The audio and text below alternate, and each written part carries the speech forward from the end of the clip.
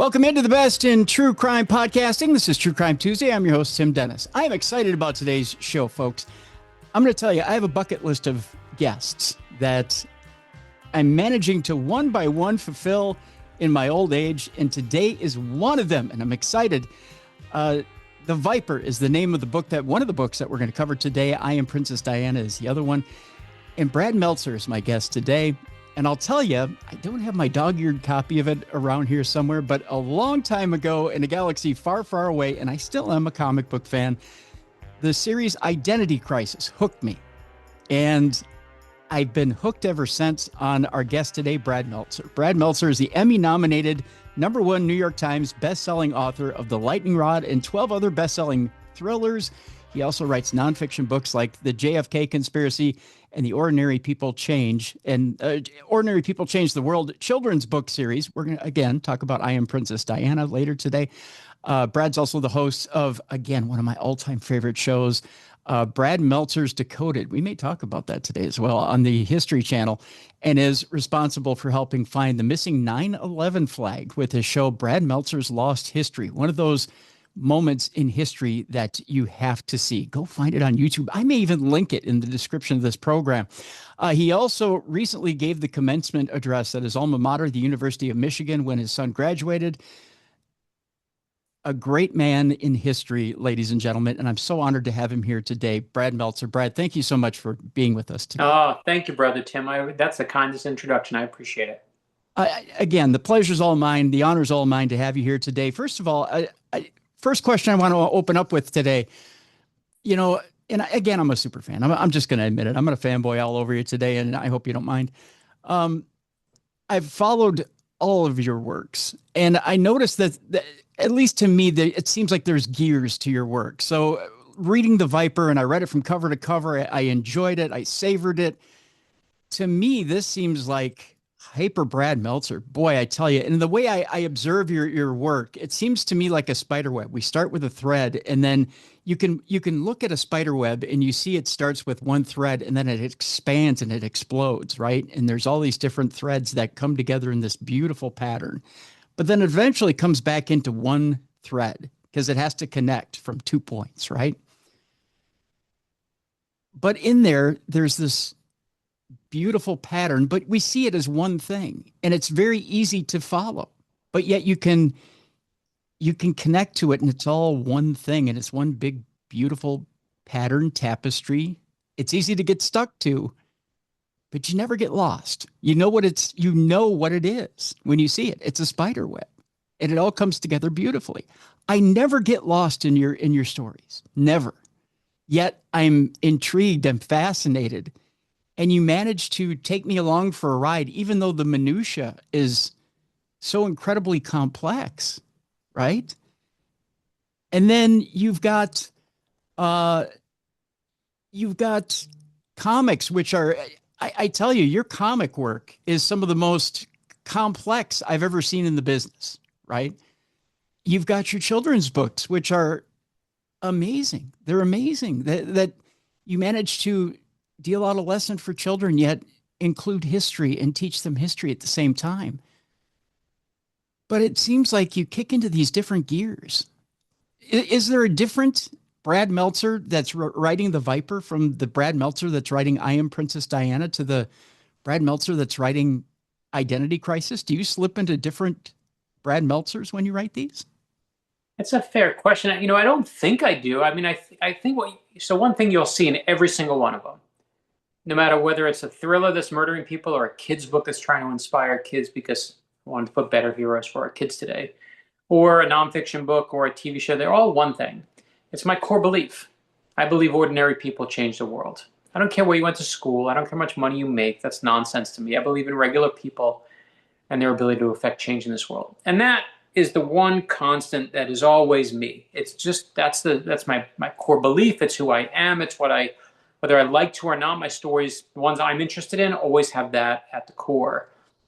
But I do think it would be disingenuous to say like I'm always the same, because I think what you're seeing in the kids' books is, or I'll say in the thrillers, is you're seeing that that kind of darker side of me that, sees and realizes that there's a dark side to humanity, but there's also a good side to humanity. And those are the two push and pull that's happening in the Viper.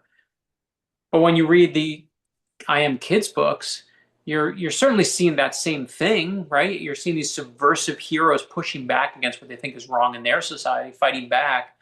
But you're also seeing the dad version of me.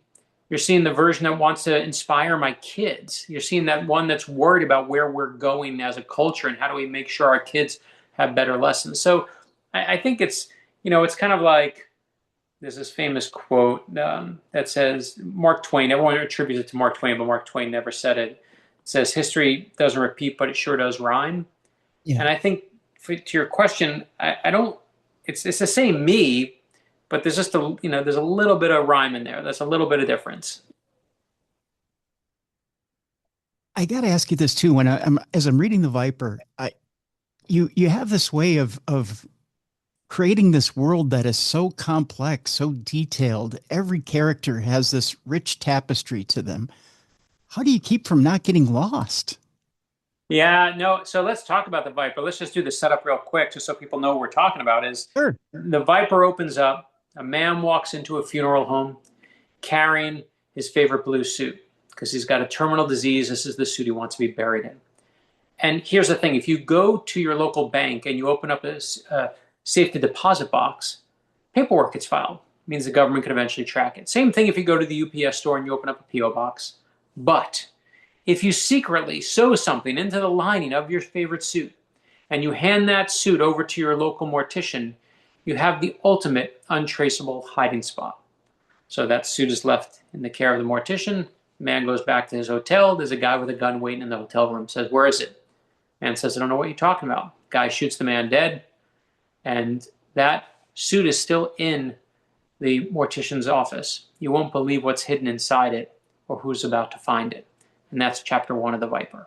Now I start with that little nugget, but I can't make any of that go until I understand as much as I can about everybody that's in that scene. I can give you the plot and be like, he kills him and he kills her, and this one's trading on this one, and this one's cheating on this. But it's not going to feel real until you feel them as real people. And so for me, to directly answer your question, I used to keep it all in my head. The whole thing was in my head.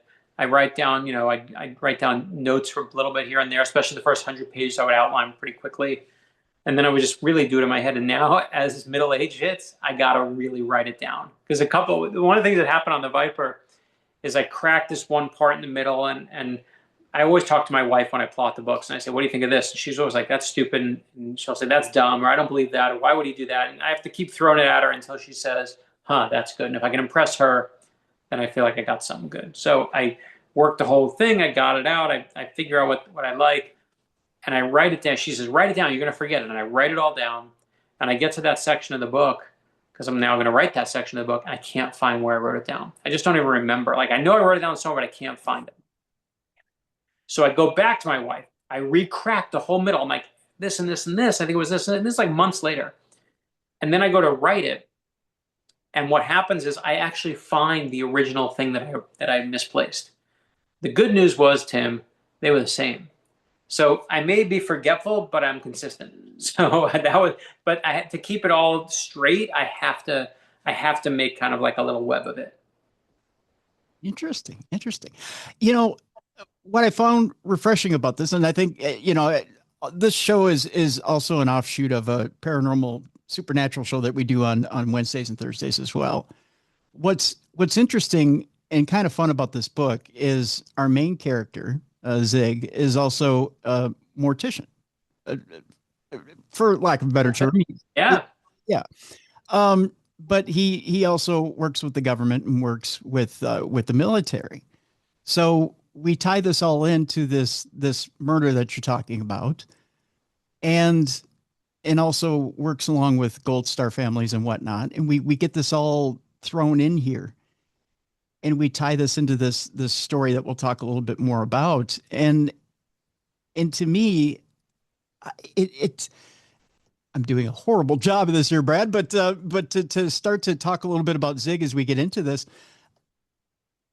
I'm finding all these fascinating details about Zig, and you're putting it together as we start to introduce characters. But the character that got killed in the beginning, Andrew Fechmeier, you even managed to give us details about Andrew Fechmeier in that first chapter, the fact that he's dying as he's killed, right? If you don't care about him, you're not going to follow the story.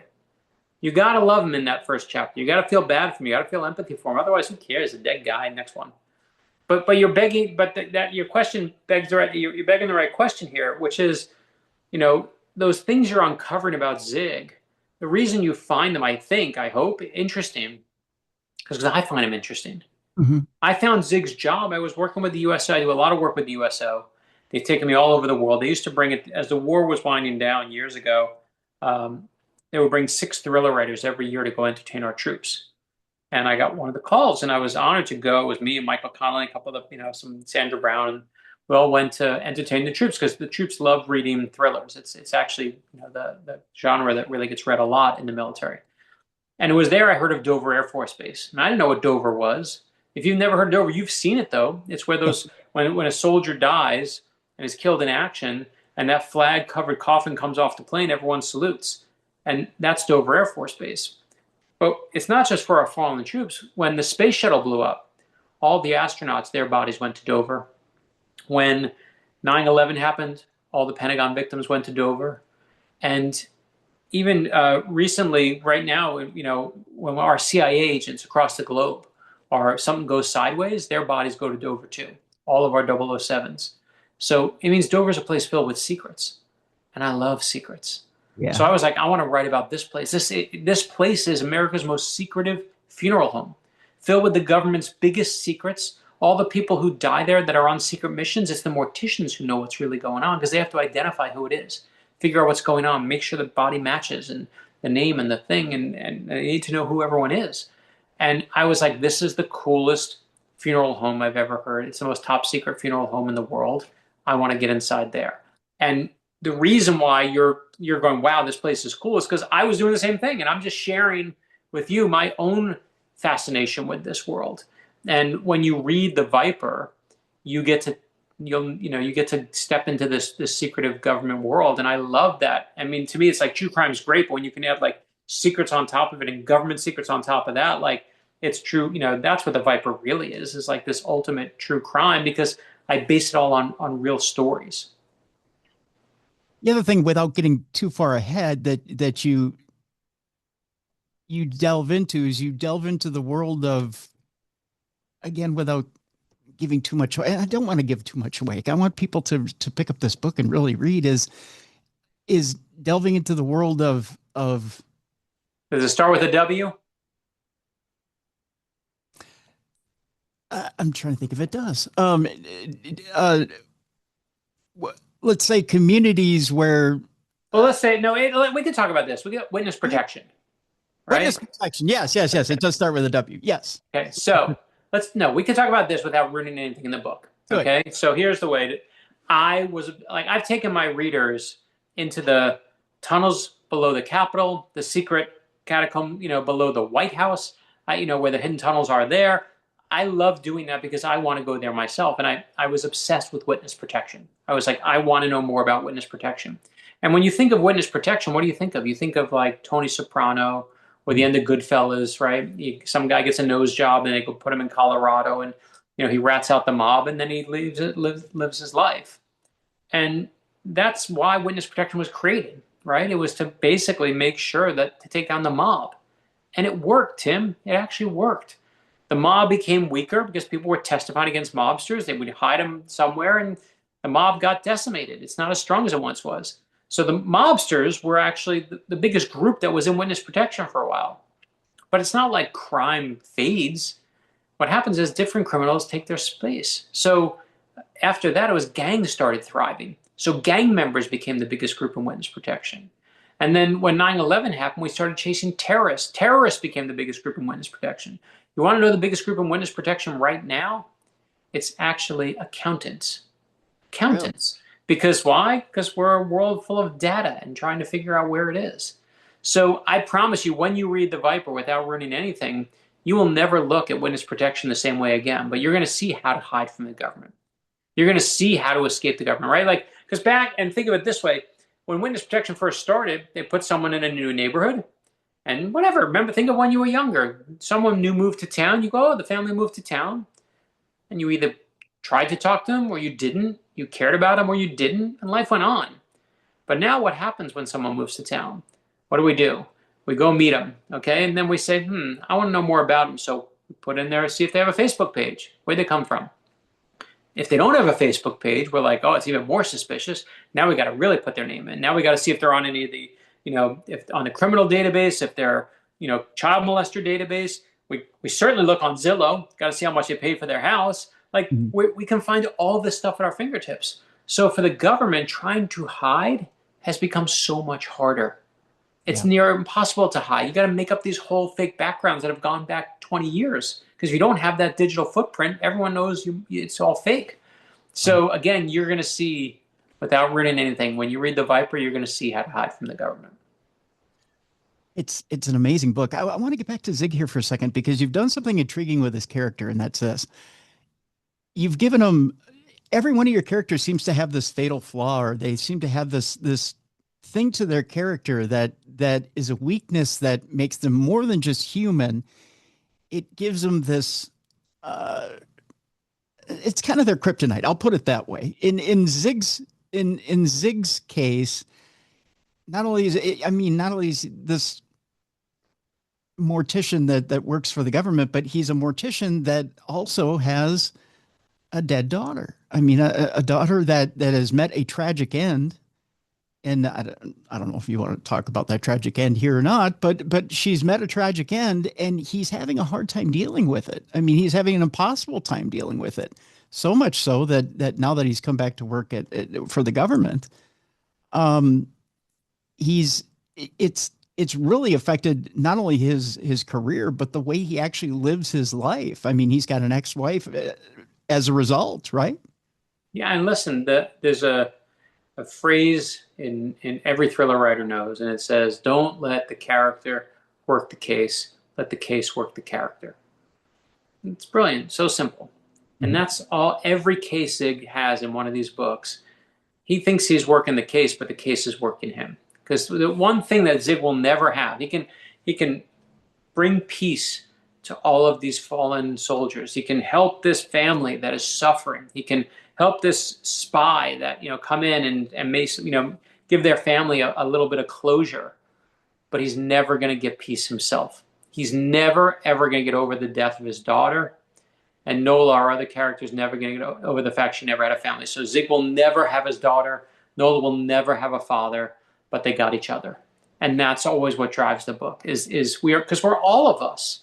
We all are amazing, but we all have some part of us that's empty. Whether it's someone that we, has passed away and we miss, whether it's something that happened in our childhood that we just are trying to still move past, whether it's just a mistake we make that we wish we could take back. None of us have these perfect lives. So why should the characters in the books we read and the movies we watch? Right? And so it's not that I say, okay, what's his flaw going to be and what's her flaw going to be? It's not that I give them a flaw. What I do is I just make them human. And something drives all of us, right? Tell me about your childhood, Tim, and I'll tell you who you are. And that's for all of us. And for Zig, it just happens to be, of course, the loss of his daughter. He can do as many funerals as he wants. He can do as many investigations as he wants. He can bring closure to all these murders. But it's never going to bring back his daughter. But man, he's not giving up tomorrow or the next day or the next day. In your opinion, I mean, is there anyone out there who has as close to a perfect childhood as possible, or are we all so incredibly flawed and dysfunctional that there's always some meat on the bone there that you can find? I don't know. It's funny. When I was younger, I used to think, I remember when I was in college, there were friends of mine who they would tell me about these, they would go to their dad for advice. And they'd be like, my dad gave me such good advice today. And I remember being like, what? My dad didn't go to college. My dad couldn't give me advice. My dad was poorly educated. He was a maniac. He lost his temper all the time. He was overreacted to everything, getting the fights with everyone. And I remember thinking, you have it perfect. You got the family that does it. But I can tell you, again, years after, no one has it perfect. And my dad maybe didn't give me advice, But man, did that guy love me with whatever he had in him. That guy friggin' loved me. And he couldn't give me everything I wanted, but he gave me everything I needed, right? He gave me self-confidence. He gave me a sense of self. And I've never met anyone who said, I had it perfect and I got it all. And if they do, that's their flaw, right? Because they're clearly blind to how oblivious they are, thinking that everything's perfect and that they're perfect. Because I always see, to me, the smartest person in the room is not the person who thinks they're the smartest in the room. That's just the one with the most fragile ego. The smartest people I know are the ones, there's always more to learn. There's always a better version of us out there, and we can always improve. So that's my belief about life. It's why I believe ordinary people change the world, right? It's ordinary doesn't mean you come from money or you don't come from money or you come from, it's not, that's what ordinary is. Ordinary is like, we're all scared and terrified, and we're all brave and cowards, and we're all amazing and terrible. Sometimes in the same few days, sometimes within the same few minutes. But that's not a flaw. It's what makes us human. And I just try to kind of let my characters reflect that. I think when you're reading a book, what you're seeing is the author's view of the world. And that's just my view. I don't think anyone has it perfect. So what was it about Brad Meltzer and his upbringing that got him to gravitate towards not only great leaders, but great people and start to gravitate towards writing about them? Yeah, I truthfully think I can give you a nice speech that says I'm just, I'm this strong person. I want to be the best dad, and I want to give my kids better heroes to look up to, which I do. But you asked it in a really interesting way, which is like, why? Why do I care about doing that? That's the far harder question. I know what I'm trying to achieve. I want to give my kids better heroes than they see on Instagram or someone with 1 million followers, or, like that's BS to me. Like that's fame. And being famous is very different to me than being a hero. But why do I care so much about that? And I think in some ways, I really do think I think we create what we need. I think our heroes are always what we need. I think you see in if you look back at the history of let's just do the history of superheroes for a moment. Sure. Right? So basically superheroes don't exist. And then in 1938, 39, right, as World War II is encroaching on our shore, 2 16-year-old teenage boys, 17-year-old teenage boys come up with the idea for Superman and put him in a red, white, and blue, basically, costume that's really a walking flag. And America's scared, and we want someone to come save us. And then suddenly Superman's created and sells 1 million copies, and no one knows why. And go to, right after that, of course, all these other heroes come: Captain America, Batman, Wonder Woman. All these heroes come to save us. World War II's hitting. We're terrified as a culture. If you look at 9/11, look at the heroes. The first big superhero movie that was breaking through at that time, when we thought, irony's over, it's dead, we'll never be entertained again, we'll never laugh again.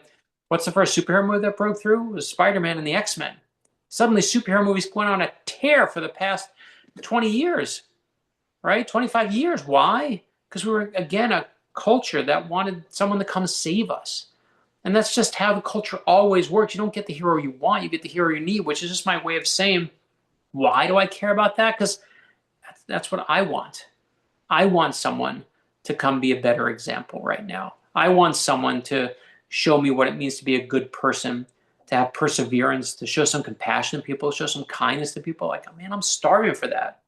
And I want that for my kids too. And I think the reason why so many adults have followed, I know we're talking about murder and killing people in the Viper, but like, just to transition to our kids' books, we have a whole line of kids' books that I started because I was like, I'm going to give them better heroes. So we started with I'm Amelia Earhart, we did I Am Abraham Lincoln, I Am Rosa Parks, I'm Dr. King, and said, we're going to do a whole line of kids' books now to show people that. But the answer why is because I think it's what I need. It's what I want to need.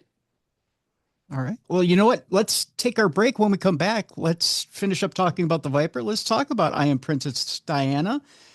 And there was an interesting article that came out literally just overnight, and it named some of the members of Bohemian Grove. So let's talk a little Decoded. I saw that. Yeah, you saw that? Of course. Let's talk a little bit about that when we come back.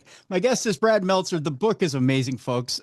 On a 5 scale, it's 100. It's called The Viper, a Zig and Nola novel. It's a fast-paced thriller of family bonds and deadly conspiracy. Escape Artist Book 3. It is available right now. We have a link in the description of this program. We also have a link to I Am Princess Diana, and I encourage you to go get the entire series for your children because, again, not only does it have those important lessons in there, but it also gives you the history of some of the most important people in America and sets up that foundation for your children.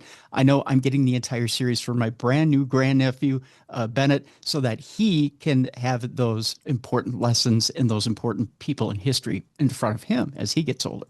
All right, folks, before we go to break, I want to remind you that you've got your in-laws, you've got your neighbors, you've got your friends that all have their spot, right? That they go hang out at in the weekend, that great food spot you hear about, that great restaurant that you're jealous of. Well, you know what? You may not have that spot, but I'm going to introduce you to a spot. Jelly Bean and Julia's over there in Coon Rapids. That's right. Jelly Bean and Julia's barbecue is amazing. And you know what? That's my spot. That's where I go hang out on the weekend. Jelly Bean and Julia's, of course, has that amazing tender brisket. It's got those ribs with just the right amount of pull. It's got the double brined chicken wings. It's got the sauces. You've got the apple bourbon sauce. You've got the Holy Trinity and much, much more over there. Corey and Coley are waiting for you right now. The entire staff is over there waiting for you right now. Of course, they've got the wonderful entertainment on weekends. You've got pull tabs. You've got much, much more. 2501 Coon Rapids Boulevard. And they're the sponsor of this program, Jelly Bean and Julia's. Go visit them today. There's a link in the description of this program. Click on it. Go see everything that Jelly Bean and Julia's barbecue has to offer. Jelly Bean and Julia's in Coon Rapids. Go visit them today. More with Brad Meltzer in just a moment right here on the best in true crime podcasting. This is True Crime Tuesday.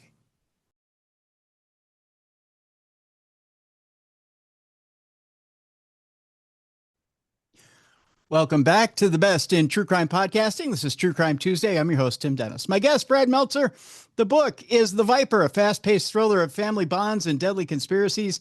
Escape Artist Book 3. We're also talking about I Am Princess Diana. That'll come up here in just a little bit, and then we'll cover some other topics as well. With The Viper, I want to talk a little bit about the worlds that connect with Zig just a little bit here. He's also got his friend Roddy, who is connected to Nola as well. It's Nola's brother. I find Roddy fascinating as well because, again, you're talking about a cop who's a little bit on the looser side, but he's not just an ancillary throwaway character. Again, there's this rich tapestry to Roddy that he feels lost, yet he also feels like a character that wants to be independent, yet he also needs, doesn't he? He does. Roddy is one of those characters that he really sometimes just takes over a scene because he writes himself, and I can plan what I want him to do, but the whole idea of Roddy, we all have friends like this, is like the only thing predictable about them is they're unpredictable. Yeah. And so whatever he does, there's going to be a little bit of chaos there. And it's what I love about him is as a writer, it's an instant monkey wrench. It makes my life harder, but it makes the book really move. And it gives us as you see in this one, what Roddy is looking for and the case that's really affected here. It's the death of his mother. And talk about the case that, the casework and the character. Roddy is going to do anything that he can do to find who killed his mother, and God help anyone who gets in their way. And to me, that is the ultimate, I think the best cases and the best books are the ones where you're like, it doesn't matter what the rules are. It doesn't matter what the cop's supposed to do. If it was your mom and she was gone, God forbid, and anyone that got in your way, man, forget it. You would run through a wall for that person. And that's what Roddy's basically doing this entire book, is just determined to murder whoever killed his mother.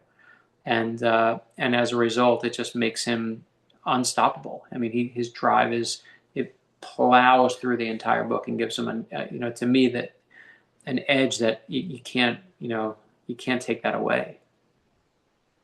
That's the kind of, first of all, he's very passionate, and you're right. He does kind of, he's that chaos agent. He's the one who just, when you think he's going to throw a knife, he pulls out a gun, or, he's the kind who, when you think you're going to get a calm response, he blows up in the middle of everything. Um, and he is the one who keeps everyone on their toes. And it's it's that type of writing.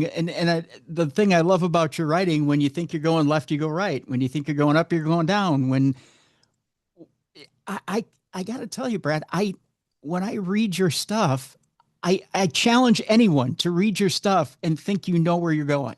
I mean, it's this But roller I coaster. appreciate that. I mean, for me, when I'm reading a book myself, this is what it's like to live with me, right? So I'm watching a movie with my wife. We were watching this movie, and I'm about 5-10 minutes into it, and I go, "You want to know how it ends?" She's like, "Don't do that.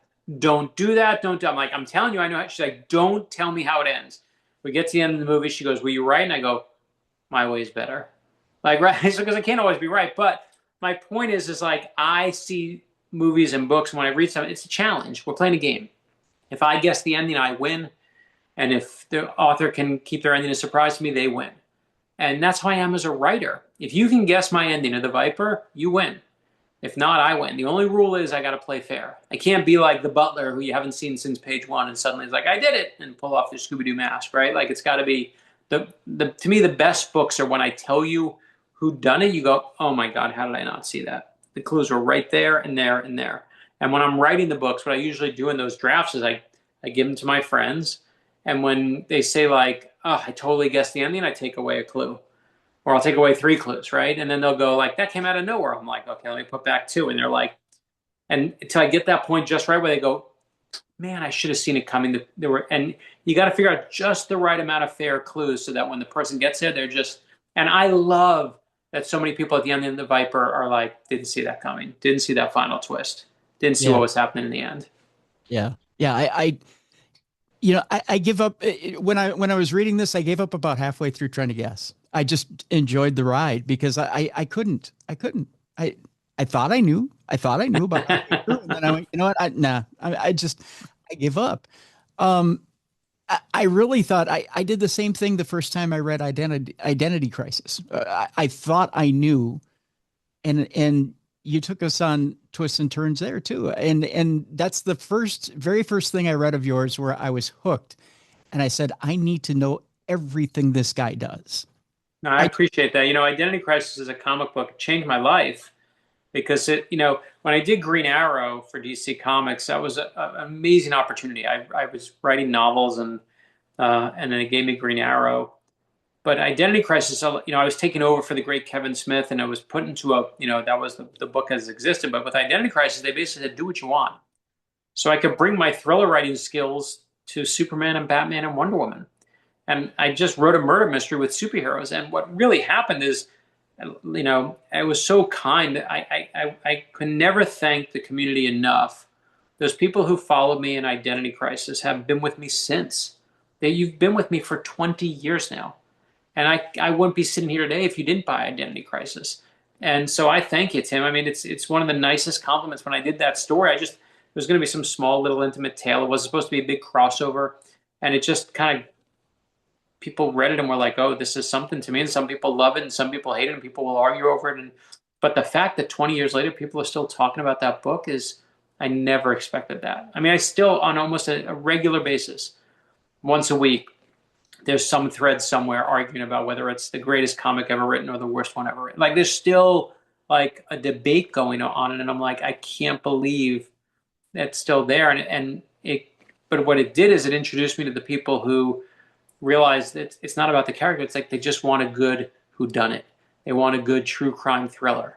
And so if you're a true crime lover, and obviously I know what this podcast is, like I think you're going to really enjoy The Viper because I base even the story that it's based on, I base on some twist of reality, something that I found in the real news, something that I won't ruin the ending, but even that big finale of what you see there is still based on something that someone said to me, yeah, this is close to what really happened.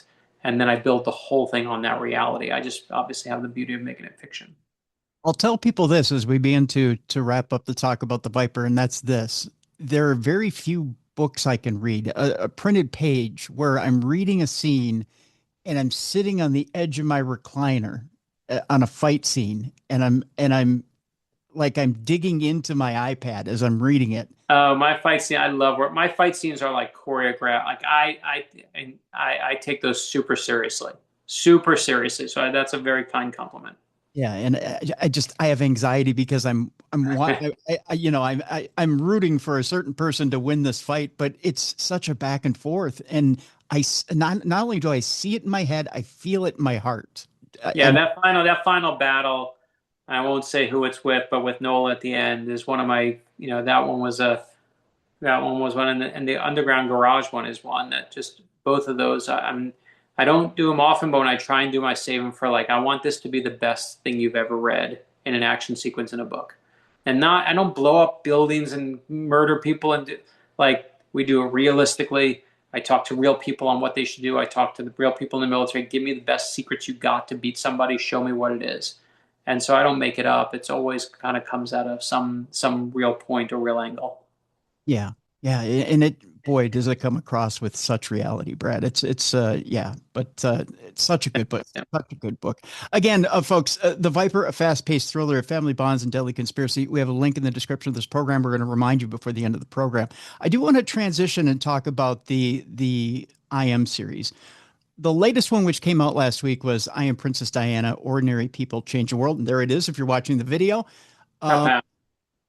Tell me, this latest book with Princess Diana, why now and why Princess Diana?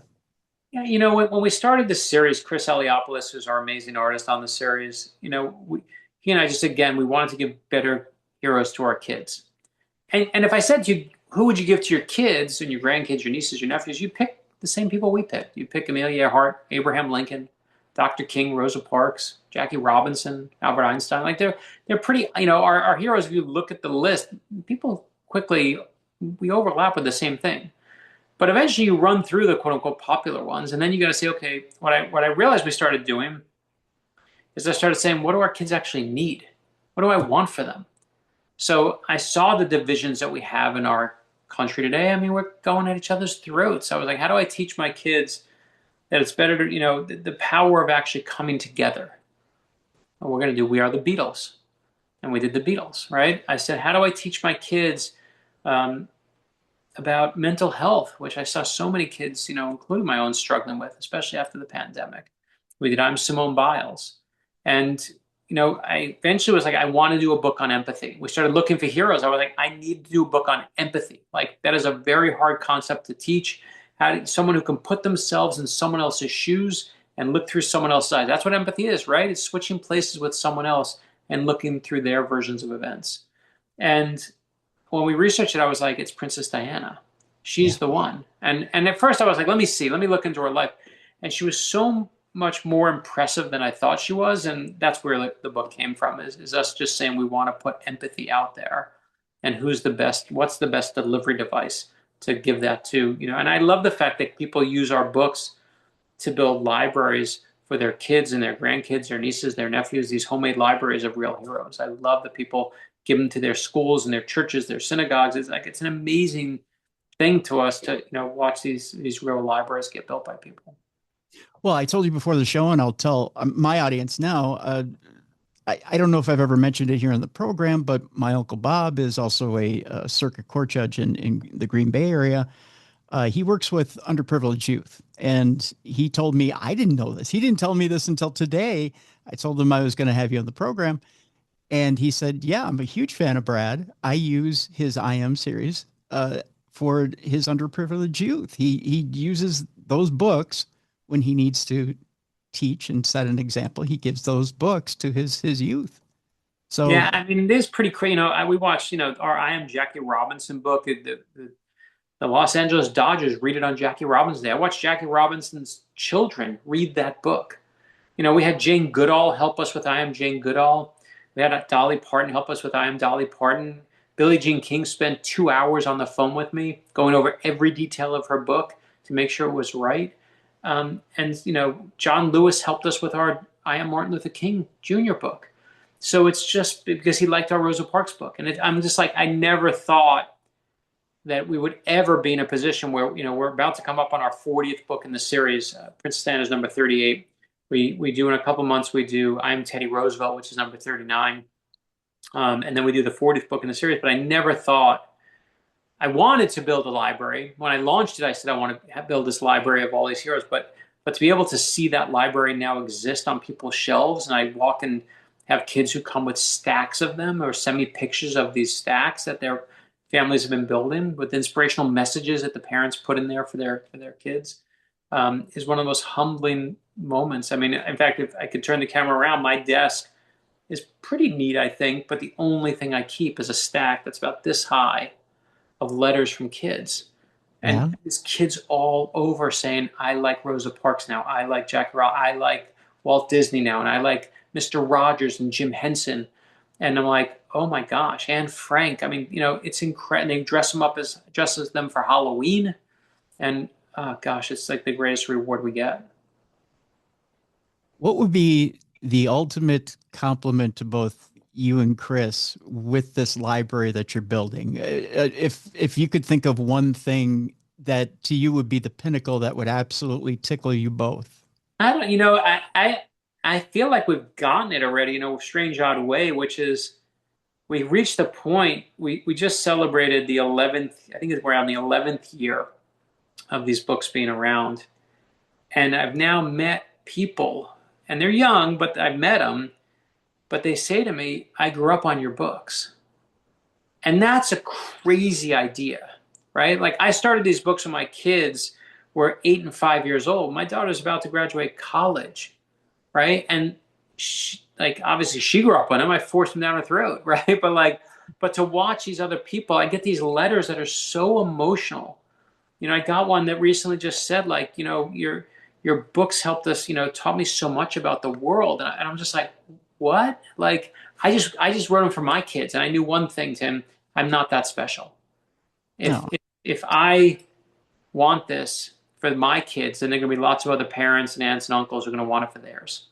And we've been proven right. Like that's the best reward. It's just that it's kind of what your uncle the judge does, is like to watch someone think that of all the books I can pick, that I'm going to choose this to show a young person in my life what the best version of us can be. I don't think there's a better compliment. And to watch those kids take that book and they write me these letters in crayon and drawings and things like that just say, what they learned from Rosa Parks or dressed up like Rosa Parks. It's just incredible to me. Little girls that read I Am Neil Armstrong and tell me they want to be astronauts. Mm-hmm. An astronaut is like, I should say, that's crazy to me. Well, I know there's something between your words, Chris's illustration, that connects immediately with children, and they see this story and they absorb it. But let's talk about that for a moment, because Chris Eliopoulos is the secret weapon, right? There are, how many books have been written about Dr. King, Rosa Parks, Princess Diana, name anyone that we've written about. The reason why kids like our books is because of Chris Eliopoulos' amazing art. Mm-hmm. And Chris has an art style. You can see it if you're on the video, but I'll describe it as it's like a cross between Charlie Brown meets Calvin and Hobbes. Yes. And we always draw our hero as a little kid. So you see Princess Diana, and she looks like she's 7 years old. Abraham Lincoln looks 7 years old. He's got a big top, big hat and a beard, but he's 7 years old. And in the first reviews for it, people would be like, why is Abraham Lincoln 7 years old when he becomes president? And I'm like, because of one reason and one reason only. I want kids to realize that these heroes were just like them. Yeah. Right? Well, we do this thing in our world today where when we like someone, we build a statue, a monument of them, and we go worship at their feet. We turn them into these lowercase g gods, and we do them a huge disservice because we make it like they're perfect. And it goes back to what we were saying earlier, right? But anyone that we mentioned here today in this conversation, whether it's Rosa Parks, Dr. King, Amelia Earhart, Princess Di, Abraham Lincoln, all of them have moments where they were scared and they were terrified. They didn't think they could go on, but they do. And I think it's so much more important. Like in every book we do, we show you their failures, not just their success. So we show you the half a dozen elections that Abraham Lincoln lost. We show you Princess Diana's marriage falling apart. We show you that Rosa Parks, that wasn't the first time she faced that bus driver. He actually kicked her off a bus earlier than that, but she didn't say anything that day. She knew exactly who he was and what he was going to do. And it's important that on that day she didn't have it, but then she found that strength. And again, that's not the flaw. That's the best part, that they can go on from there. Because all of us have that moment. And if you don't teach your kids that, you're doing your kids a disservice. So I love the fact that we kind of embrace all those things and say, these people are, and I love the fact that kids can look at it with Chris's art and say, oh, they're just like me. And that's why I think kids like the books, is Chris's art makes them realize that these people are just like them. Absolutely. Absolutely. On a different topic, we'll switch here. But by the way, again, you can get the link to I Am Princess Diana right here in the description of the show. I encourage you guys to go get these books for your kids in your life, whether it be nieces, nephews, kids, grandkids, whoever in your life. Please go get the entire series because they're wonderful. Going to switch gears here, Brad. You have a wonderful show out there called Decoded. And the reason why I switch gears, you mentioned those lower G wannabe guys. Yeah. Article came out overnight about Bohemian Grove, which was the subject of one of your shows of Decoded. And the list, if you saw that episode, isn't shocking. I don't think. No, not at all. One name did shock me. Conan O'Brien. That was the name. Of course. That was when I was like, is that right? Let me tell you the story about Bohemian Grove. So we investigated Bohemian Grove. And the moment we got by the way, when we went there with our Decoded show, 2 of our cast members got arrested, thrown in jail. I mean, there was no joke. I mean, the moment they crossed property lines, wherever it was in the thing, we didn't know where it was. They were driving up there. They arrested him, threw him in jail. And what you didn't see on the show was for hours, they wouldn't let him make a phone call. We didn't know what the hell happened to him. We were like, Buddy and McKinley were the ones who were arrested. Scott's a lawyer, so he was like, he was smart enough to be like, I'm not crossing that. And we were terrified for them. I was like, oh my goodness. But this is the craziest part, is once the show ran, I got a call from someone who said to me, you wanted to go in Bohemian Grove? I'm a member. I'll invite you in. And I was like, what are you talking about? Why are you telling me that now? I could have used you like 6 months ago when we were filming that thing. So, I mean, it was one of those things. And again, at that point, I was like, you almost don't want to be part of the club when someone will say you can, they'll let you inside. But yeah, listen, it's going to make for a great news cycle for a day, and everyone's going to find a name on there that they're like, what? It's kind of like, but trust me, my social media, my Instagram, all of it lit up like the moment that Bohemian Grove story ran, because everyone knows that we were one of the first people like to air that image of the owl. We had that footage that was in there. And the moment you tell me I can't get there, well, then all I want to do is go there. Right. But yeah, the thing I do want to know is, was Conan O'Brien a member, or did he come to entertain? Because they used to have obviously entertainment there too. So we have to dig into that a little more. Yeah, that was my thought too. Was he entertaining, or was he? I just like Conan O'Brien so much, so that's the thing, is like, it's so funny because you see like the name of like the quote unquote bad guys you don't like on there, you go like, yeah. And when you see someone like Conan O'Brien, you're like, well, maybe it's not a big deal because you like Conan. Like, who doesn't like Conan? So, right. I honestly think the best thing that happened to Bohemian Grove when that story got released is that Conan O'Brien's name was on it because everyone loves him. So how bad, you don't feel like Conan's gonna, what he's doing there is not gentleman to evil. You don't think that's what's coming? Any other names on there that shocked you?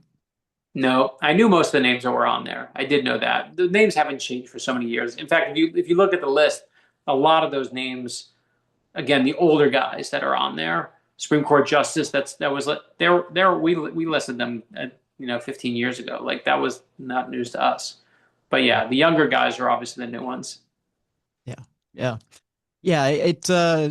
When that story came out, I thought of you immediately, and I thought, wow, I was interested in your take on it, because for it to come out so mainstream, and especially in the times that we're in right now, I thought, I wonder if these guys feel exposed, or if they're just like, nah, no big deal. I think at the end of the day, the reason why Bohemian Grove is still of interest, and like, do I think that like people are sitting around trying to take over the world in some like there are people that are doing bad things in this world. There are people doing good things in this world. What I don't like is when you ask a secret group, hey, tell us what's going on there. Why don't you have women in there?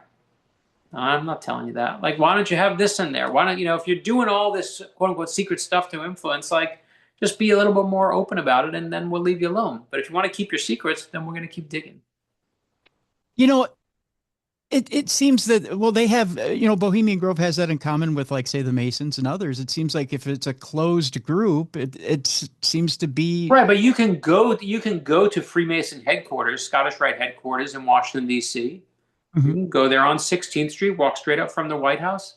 You can go on a public tour anytime you want. Sure. They'll happily show you around. So we used to throw those names together, right? Here's the Masons and here's Bohemian Grove and but most of those secret organizations, if you knock and ask nicely, they'll show you around. Oh, yeah. So, Yeah. and that's why everyone stopped caring about the Masons because they were like, oh, these older guys and they're nice people. I Yeah. mean, how many Masons come to me and say, thank you for being one of the few people that doesn't like attack us and say, we're trying to steal everyone's baby. Like, Mhm.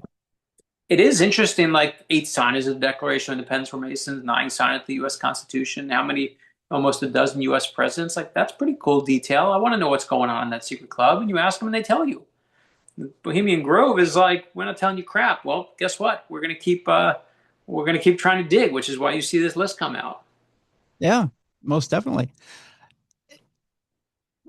Is there a chance, or would there ever be a chance that Decoded would come back in either as a reimagining or a different form? And the honest truth is if you want it back, write to the History Channel and tell them you want it back. Go on your social media, write at History, which is what they are, and say, hey, we want Dakota back. Like, hey, at History, please bring Dakota back. If you want it, people will bring it back. If you don't, then you won't. That's how anything happens. So we love doing that show. The honest truth is I still do that show. I just do it in book form. Yeah. We did the first conspiracy about a secret plot to kill George Washington at the start of the Revolutionary War. I was like, that's a Decoded episode. But when Decoded went off the air, I was like, I'm still telling that story, so I did it as a book. Then we did the Lincoln conspiracy about a secret plot that was true to kill Abraham Lincoln. We did the Nazi conspiracy about a secret plot to kill Stalin and Churchill and FDR at the height of World War II. And then we just did the JFK conspiracy about a secret plot to kill JFK 3 years before Lee Harvey Oswald. I love doing those books. I still do Decoded. I just do it in book form. And anyone who likes Decoded, they've been along for the ride with us. You're going to love those books. Like, try the Nazi conspiracy. It's going to knock you out of your socks. Or the first conspiracy. Those books are, I mean, Josh mentioned I work on them together, and he was the one who worked with me. He was a showrunner on our History Channel show. We worked on them together, and we just said, fine, if we can't do them there, we're still telling these stories because these stories are worth telling. There are great secrets from history that no one knows, and I love the fact that we have an entire book series of, with 50 pages of footnotes that show you what really happened. Actually, if you'd like, I'd love to have you back and talk about some of those books. Yeah, we should do what we should do is when the next one comes out, we should do it for sure. Those are fun. Absolutely, absolutely. Finally, because I know we're a little shy on time, you've been tapped by Marvel to do the new version of Superman versus Spider-Man. Tell me how this came about. This is, boy, man, this was nerd dreams come true. I got a call, and Nick Lowe from Marvel calls me, and he's like, "Hey, I want to pitch you a project." And I get pitched, DC and Marvel are very kind, and I stay in touch with them almost, can't tell you how many times where they're like, "Hey, interested in this? We're doing this. We want to try this. We got this character. We're relaunching this." And the truth is, I'm just busy. We do our kids' books and we do our conspiracy books, and then we do the thrillers. Like, it's a lot of stuff, and we do our kids' books on a TV show on PBS right now, on PBS Kids. And I said to him, literally before he said anything, I said, whatever you're going to tell me, I don't have the time to do it. I'm just really booked up, and we have the Viper coming out, and I got the tour, and I got all this stuff. Mhm. And he said, it's Spider-Man, Superman. You want to do it? And I was just like, oh boy. Oh, I mean, what do you say? There's nothing to say, but yes, please, thank you. Like, let's go. And it is, in fact, right now I'm going to check. We're still, it's so much fun. I don't think there's anything I've been more excited for the world to see than this story. And I remember when they offered it to me, I couldn't work on anything until I cracked it because I was so determined I waited my whole life to write this story. Yeah, Yeah. So you'll see it April 15th. It'll be out, and it's Spider-Man and Superman. So there's a DC version that comes out 2 weeks before. That's Superman, Spider-Man. Ours is the Marvel version, which is Spider-Man, Superman. Pepe Larraz is the artist, and it's something, man. Get your web shooters and your capes ready. Oh my gosh, that sounds amazing. That sounds amazing. All right, folks. Again, if I got to tell you, 100 out of 5 stars. The Viper is amazing. You got to go get this book. We have a link in the description of this program. The Viper, a fast-paced thriller of family bonds and deadly conspiracies. Escape Artist, Book 3.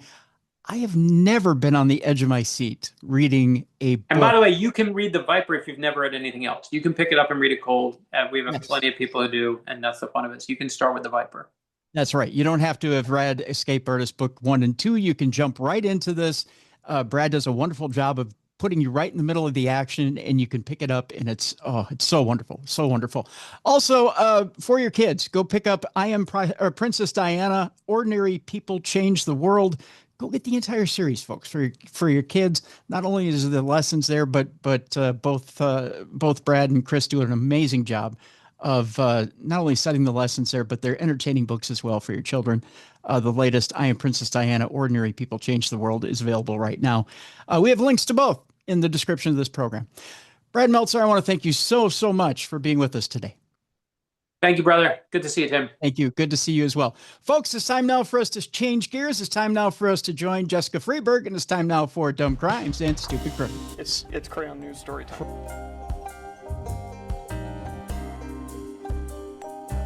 What happened with this dude, Christ Bearer? I heard he cut his penis off and then jumped off a balcony. Suspect pulls gun from butt, shoots twice at Denver police. What is your emergency? I need help. And what's the problem? I'm too high. You're too high? Yeah. It's that time again. Time you've all been looking forward to. It's time now for Dumb Crimes and Stupid Criminals. With that, I need my co-hostess, my trusty co-hostess. Yes, my one, my only. I got to tell you this much. It's much like being in a good mob and having a good hitman or hit mistress, if you will. In fact, she has the entire Hindustan Times shaking. In fact, I just got off the phone with Binder. Binder is in fear for his life, his very life, because he's buried under ink and paper trying to come up with as many charts to keep her at number one. We do call her the Slayer of Charts. What is it? The Slayer of Charts. And I don't remember what all her titles are. Her publisher says, of course, she is her number one hit mistress, if you will. In fact, they tried to sign her 57 books for this year. She said, no, I can only take 3. And they said, no, you've got to have 57, 58 topics at hand. And she said, I don't have that much time on my hands, but if I did, I probably would take them all. Ladies and gentlemen, here she is, Jessica Freeburg. Hi, Jess.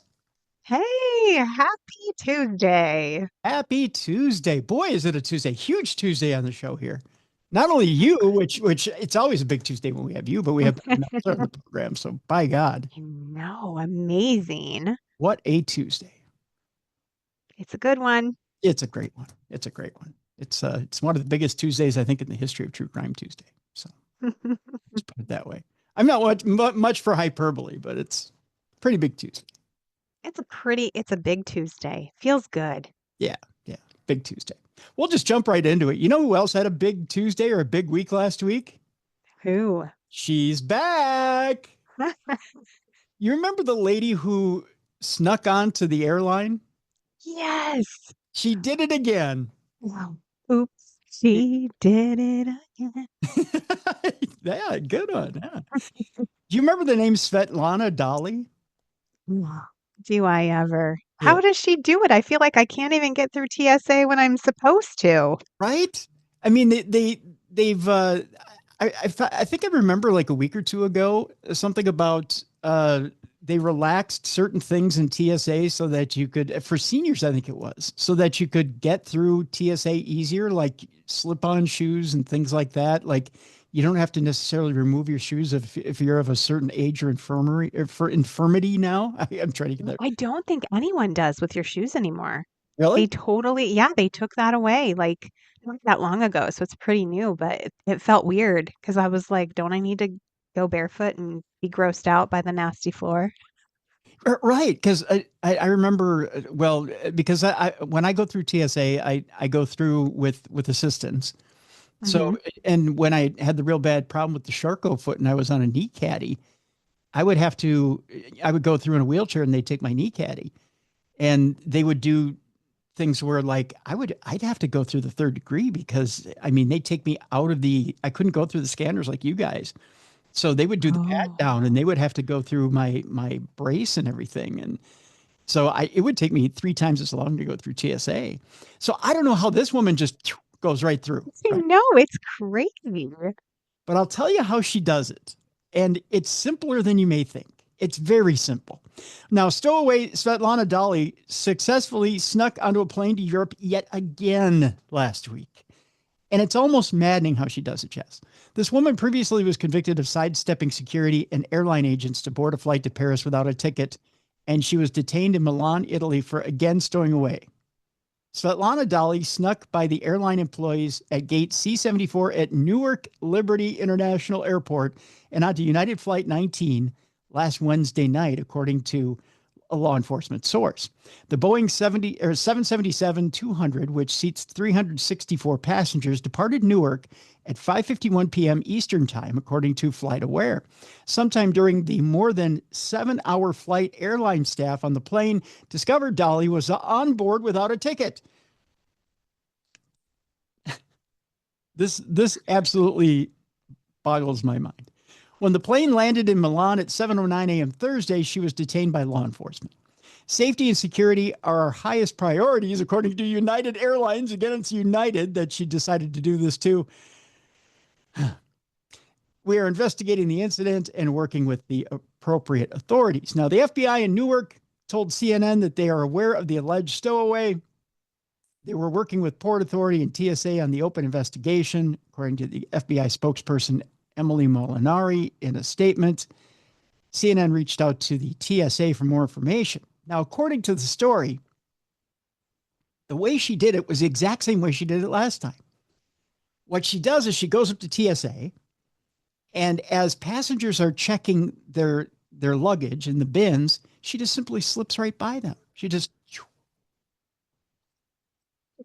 and goes right up the ramp. And the way she kind of does it is she has this little flex card that she has around her neck, like a laminate that has nothing in it, but makes it look like she has an airline employee pass. Oh my goodness, that's brilliant. Yeah. And she just slips right by and goes up the ramp. And she's Like the trick is just to look like you're doing what you're supposed to be doing. Yeah. And they don't question it. They're so overwhelmed at these checkpoints that they don't care. Yeah.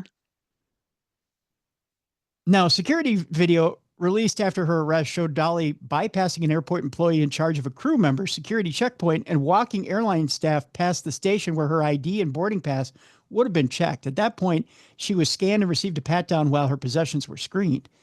At the gate, with a gray hoodie pulled over her head, Dali placed herself in the middle of what appeared to be a family traveling together and made it past the gate agent without being noticed. Sneaky. Yeah. Once on board the plane, she spent some time apparently hiding in the bathroom to remain out of the crew's sight, but was eventually discovered. So she stowed away in the bathroom for a bit so that she could get past the takeoff. But then eventually, when she didn't have a seat, they had to figure out what to do with her. But by that point, you're in the air. They're not going to turn around. Yeah, and it feels like lately all the flights are full. So like you're probably not going to find an empty seat. Right. So you put her in one of the crew seats or in the back in the galley, and you just wait until you get to the point of destination, and then you arrest her. Right. That's crazy to me. Yep. She was detained in Paris after arriving there. Dali was returned to the U.S. and appeared in a federal court in Brooklyn, where her court-appointed lawyer argued for her release at that point. They say, we do not believe she's a serious risk of flight. She jumps on a flight whenever she wants. Which is hilarious. Right. She's going to go wherever she wants. Do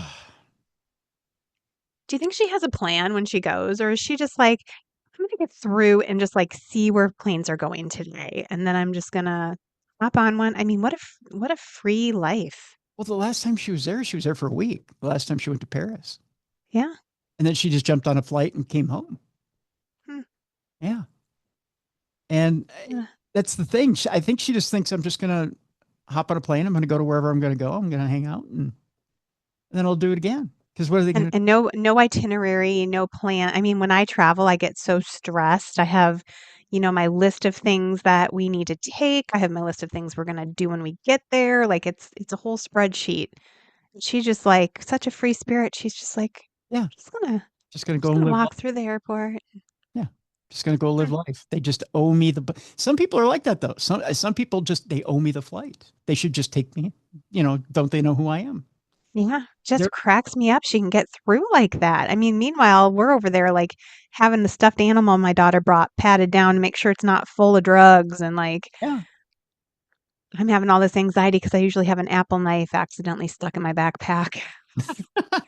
And they're like, "Ma'am, is there some reason you're taking a knife on the plane?" And I'm always laugh, ha ha, how funny. And then they're like, "No, really." And I'm like, "Oh, shoot, I lost another apple cutting knife." Yep. Terrorists, terrorists may need an apple. I'm like, "I'm sorry, I just don't like to eat my apples like an animal, and I forget that it's in there." Yeah. Wild. Yeah. It takes all kinds, I guess, right? But I feel like she's gonna come up again. Like she's not done. No, this isn't her last time by far. No. And see, it's people like, I shouldn't say it's people like that, but it's personalities like that. That's what I meant to say. That when they do it the first time, you do need to give them a hard slap on the wrist so that they know you can't do this again. This is not something that you think you can get away with. And, this isn't a ha-ha moment. We take this seriously because there's the criminal element, the true criminal element. I mean, this may be a personal defect of her, but the criminal element will see this and go, okay, we know how we can do this now. Right. And she looks so normal. She just looks like your normal, average lady. She completely a normal lady. Yeah. Just jumping on a plane and going. Yeah. And that's why she got away with it so clean. Oh. Yeah. Speaking of normal, well, no, not normal. He's a Florida man, but just a normal guy trying to get away with a little trading card theft. Trading cards have been a huge thing for decades now. Yeah. It can be worth a lot of money. It's big business. One Florida man is accused of stealing $10,000 in trading cards from Target and Walmart. And here's how he did it. Are you ready for this? Yes. He used taco seasoning packets. What? In the process of his thefts. Oh. Yeah. How? I'll tell you, it's very interesting. The suspect is suspected of 75 thefts across Florida, then reselling the stolen cards on eBay. It's a little brilliant. We're going to Washington, where a man is accused of stealing trading cards worth thousands of dollars from Florida Target and Walmart stores in a scheme that involved taco seasoning packets, according to authorities. 39-year-old Keith Wallace of Palm Beach faces charges of felony organized retail theft, felony dealing in stolen property, and felony money laundering, according to the Office of Florida Attorney General James Fechmeier. Wallace would take large boxes of trading cards and equal numbers of 99-cent taco seasoning packets to the self-checkout and would pay only for the seasoning packets, Fechmeier's office said in a news release. Wow, that's so interesting. Isn't it? Yeah. The suspect is accused of selling the trading cards on eBay. Investigators made controlled purchases of the cards and confirmed the proceeds were deposited into Wallace's personal bank account, according to the Palm Beach Sheriff's Office. Wallace is accused of committing 75 thefts across Florida, spanning from Orlando to Miami between July of 2025 and February of 2026. The Palm Beach Sheriff's Office said about 39 of those thefts were at Target stores. The thefts resulted in retail losses of more than $10,000. Wallace got nearly $40,000 in revenue, $40,000 in revenue from the resale of those cards. So $10,000 worth of cards, $40,000 that he flipped, according to the Attorney General's office. What a business plan. Right? Wallace is also suspected of theft at Publix locations. According to the release, if he is found guilty on all charges, he faces up to 90 years in prison.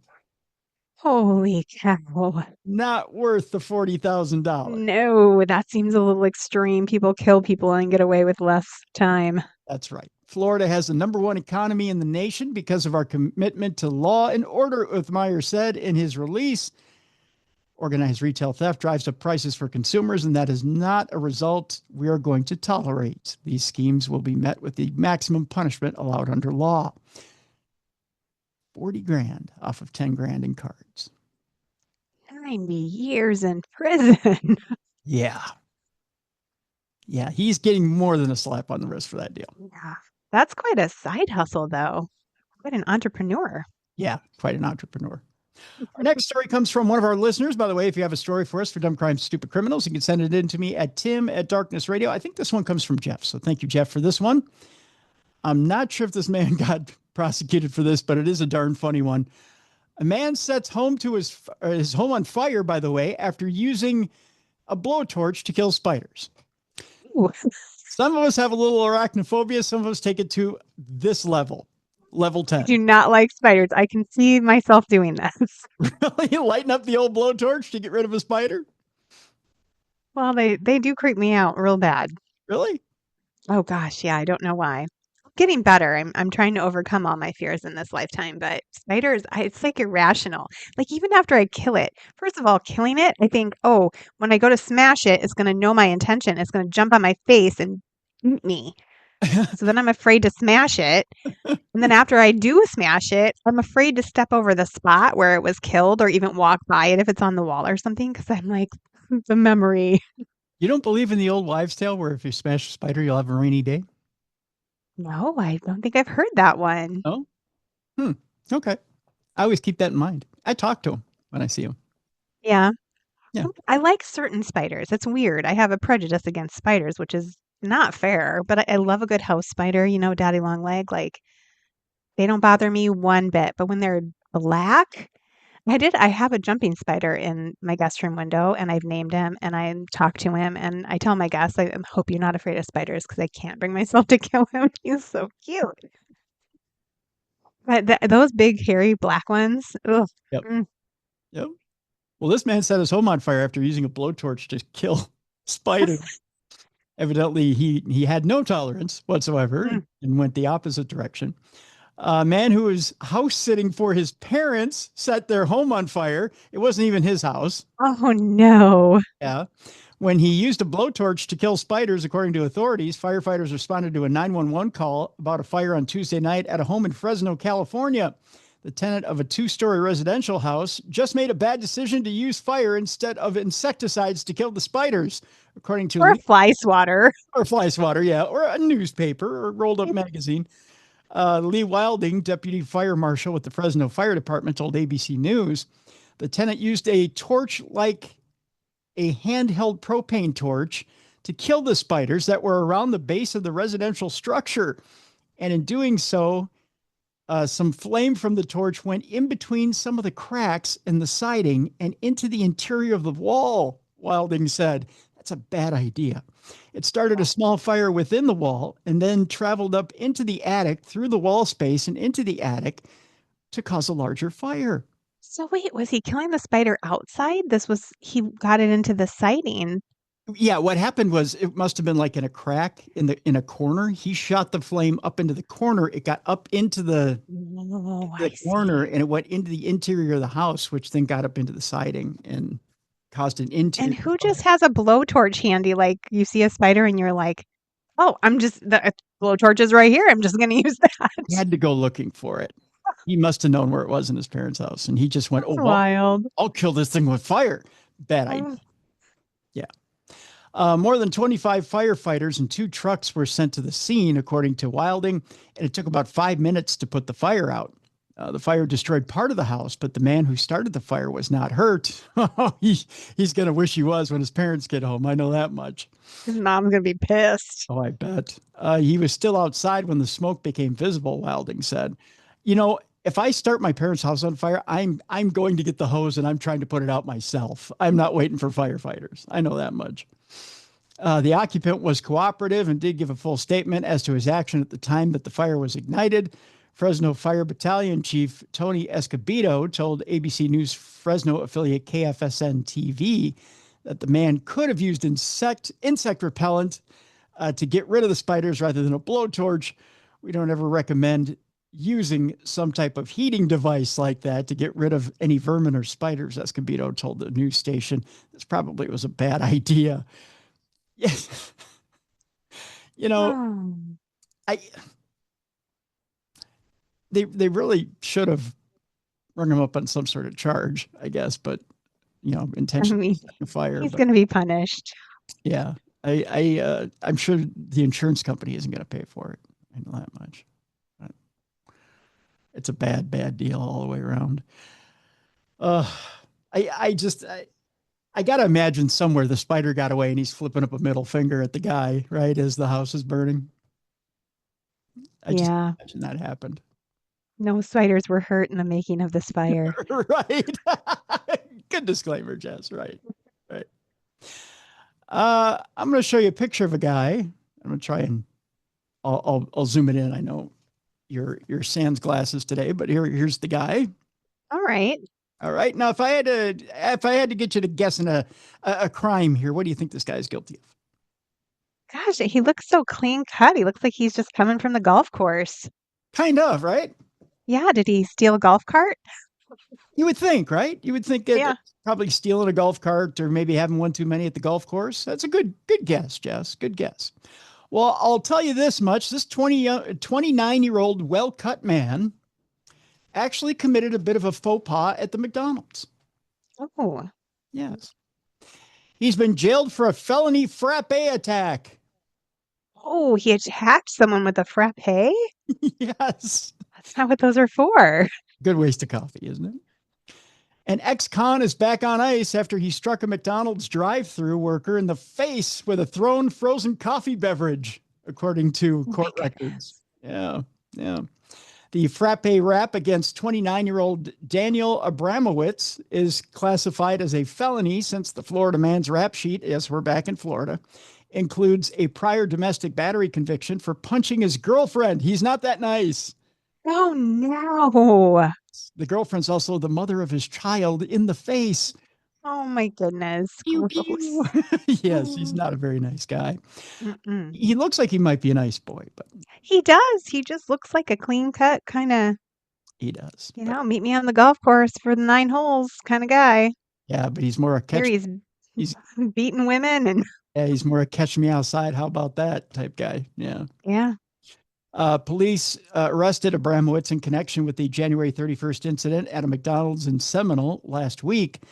Investigators allege that Abramowitz was behind the wheel of a vehicle in the drive-thru lane at around 1 a.m. when he engaged in a brief discussion with the fast food worker. He then threw a blended frozen coffee beverage, otherwise known as the McDonald's frappe, at the victim. The drink struck the 28-year-old victim in the facial region, causing the beverage container to break open upon impact. The contents landed on the victim's facial region, hair, and jacket, as the police report is stated. The battery, cops noted, was recorded by a surveillance camera, and the victim identified as Abramowitz as the assailant. In addition to the battery count, Abramowitz has been charged with violating the terms of a 3-year probation sentence levied following his 2023 felony conviction for stealing and pawning a watch. Boy, this guy is into trouble, isn't he? Wild. You just can't tell. Like from looking at someone, this is such a good example of like, you don't know what's inside someone's soul when you look at the outside. Like I have a cousin who is kindest, sweetest, most gentle person in the world, but he has a face full of tattoos. Yeah, there you go. See?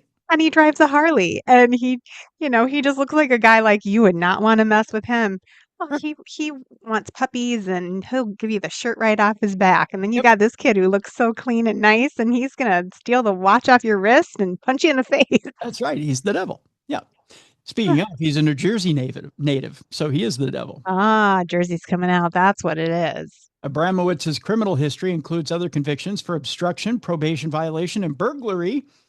He's also served separate 3 and 6 month sentences in county jail. So he's not the nice boy he looks like. Nope. We have another story here, Jess, about a wannabe deputy that's tripped up by a polygraph. And he comes from your home state. Oh, good old Iowa farm boy. That's right. The 35-year-old Iowan, according to cops, admitted to child porn perusal. Maybe I should have removed Ew. work. I don't claim him. Yeah, you shouldn't. While applying for a job as a sheriff's deputy, Gregory Saxton played a crucial role in the subsequent filing of, maybe I should have moved this one to not safe for work. Oh, no. He played a crucial role in the subsequent filing of felony child porn charges against a 35-year-old Iowa man. That criminal defendant was Gregory Saxton. According to police, Saxton recently submitted a pre-employment polygraph examination in connection to, or with his bid to be hired as a deputy with the Warren County Sheriff's Office. At the outset of the polygraph, Saxton was asked a series of questions regarding personal and property crimes. A search warrant application states, upon completion of test A, it was very apparent that Greg did not pass, reported Detective Jason Sadler, who conducted the exam. During a discussion with the polygrapher, Saxton sought clarification about a question he had been asked. Is dark web and deep web the same thing? Whoops. What followed, police say, was Saxton's admission that he had browsed pornography on the dark web. After initially claiming it was normal stuff, Saxton reportedly said he ran into other things and eventually searched for illicit images of teenagers. Saxton estimated doing this less than 10 times. Oh, yeah. 1 time too many, or 10 times too many, I should say. 10 times too many. Based on Saxton's reported admissions, investigators searched his cell phones, which were then found to contain child porn. Oh, Yeah. it's the lowest of the low right. crimes. I mean, just yuck. Just why are you really even calling for a law enforcement job then? Wasn't there like an island out there somewhere that we could just put them on? I think Epstein used to be there. Like, just put them all there. Right. Saxton was arrested last Thursday and charged in a 13-count felony complaint with possessing images depicting minors engaged in activity. Saxton, who was freed from custody after posting $65,000 cash bond, is scheduled. Wow, he had that much laying around. Is scheduled for a March 3rd preliminary hearing. By the way, he did not get the job, in case you were wondering. I know a lot of people are like, did he get the job? Spoiler alert. Spoiler alert, he didn't get the job. All right, we've got a couple of food stories coming up, and then we've got not safe for work. We go to Florida, where a man states, I am a prophet. Oh. But he wasn't that big of a prophet because he believes that a Chinese restaurant was going to give everybody COVID. No. Yeah. I just wanted some crab rangoons. Oh, that sounds so good right now. I'm a little hungry, I'm not going to lie. 43-year-old Richard Jarvis faces charges of assault and battery, and he was caught destroying a Chinese restaurant to try and stop COVID. This, by the way, is what a genius looks like when he tries to break up a Chinese restaurant. See, he looks like a little bit like a troublemaker. He does look like a troublemaker, doesn't he? Yeah. Yeah, he looks a little slow on the uptake. That's a good way to put it. Yeah. Yeah, that's right. We go to Orange County, Florida, where an Orlando man was arrested last Monday after a bizarre attack on a Chinese restaurant, according to the Orange County Sheriff's Office. In an arrest affidavit, deputies said they responded to Pearl's Chinese restaurant along Central Florida Parkway last Monday afternoon after a 911 caller reported the attack. Upon arrival, they learned that the man, identified as 43-year-old Richard Jarvis, had come to the restaurant and threatened to kill everyone inside before entering through the front door. So he gave everybody a warning.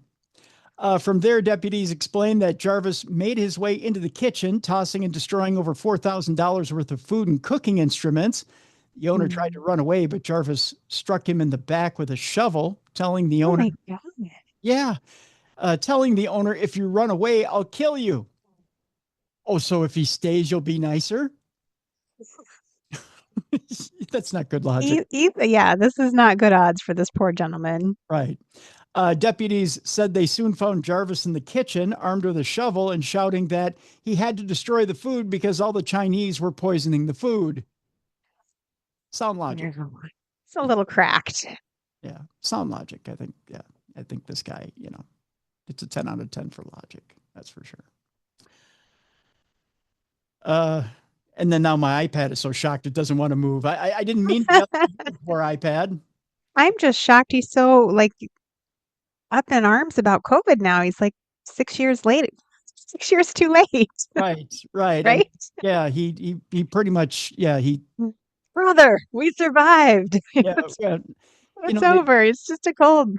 They give you Paxlovid for that, I don't know if he knows that, but they have medication. Yeah, they have medicine now.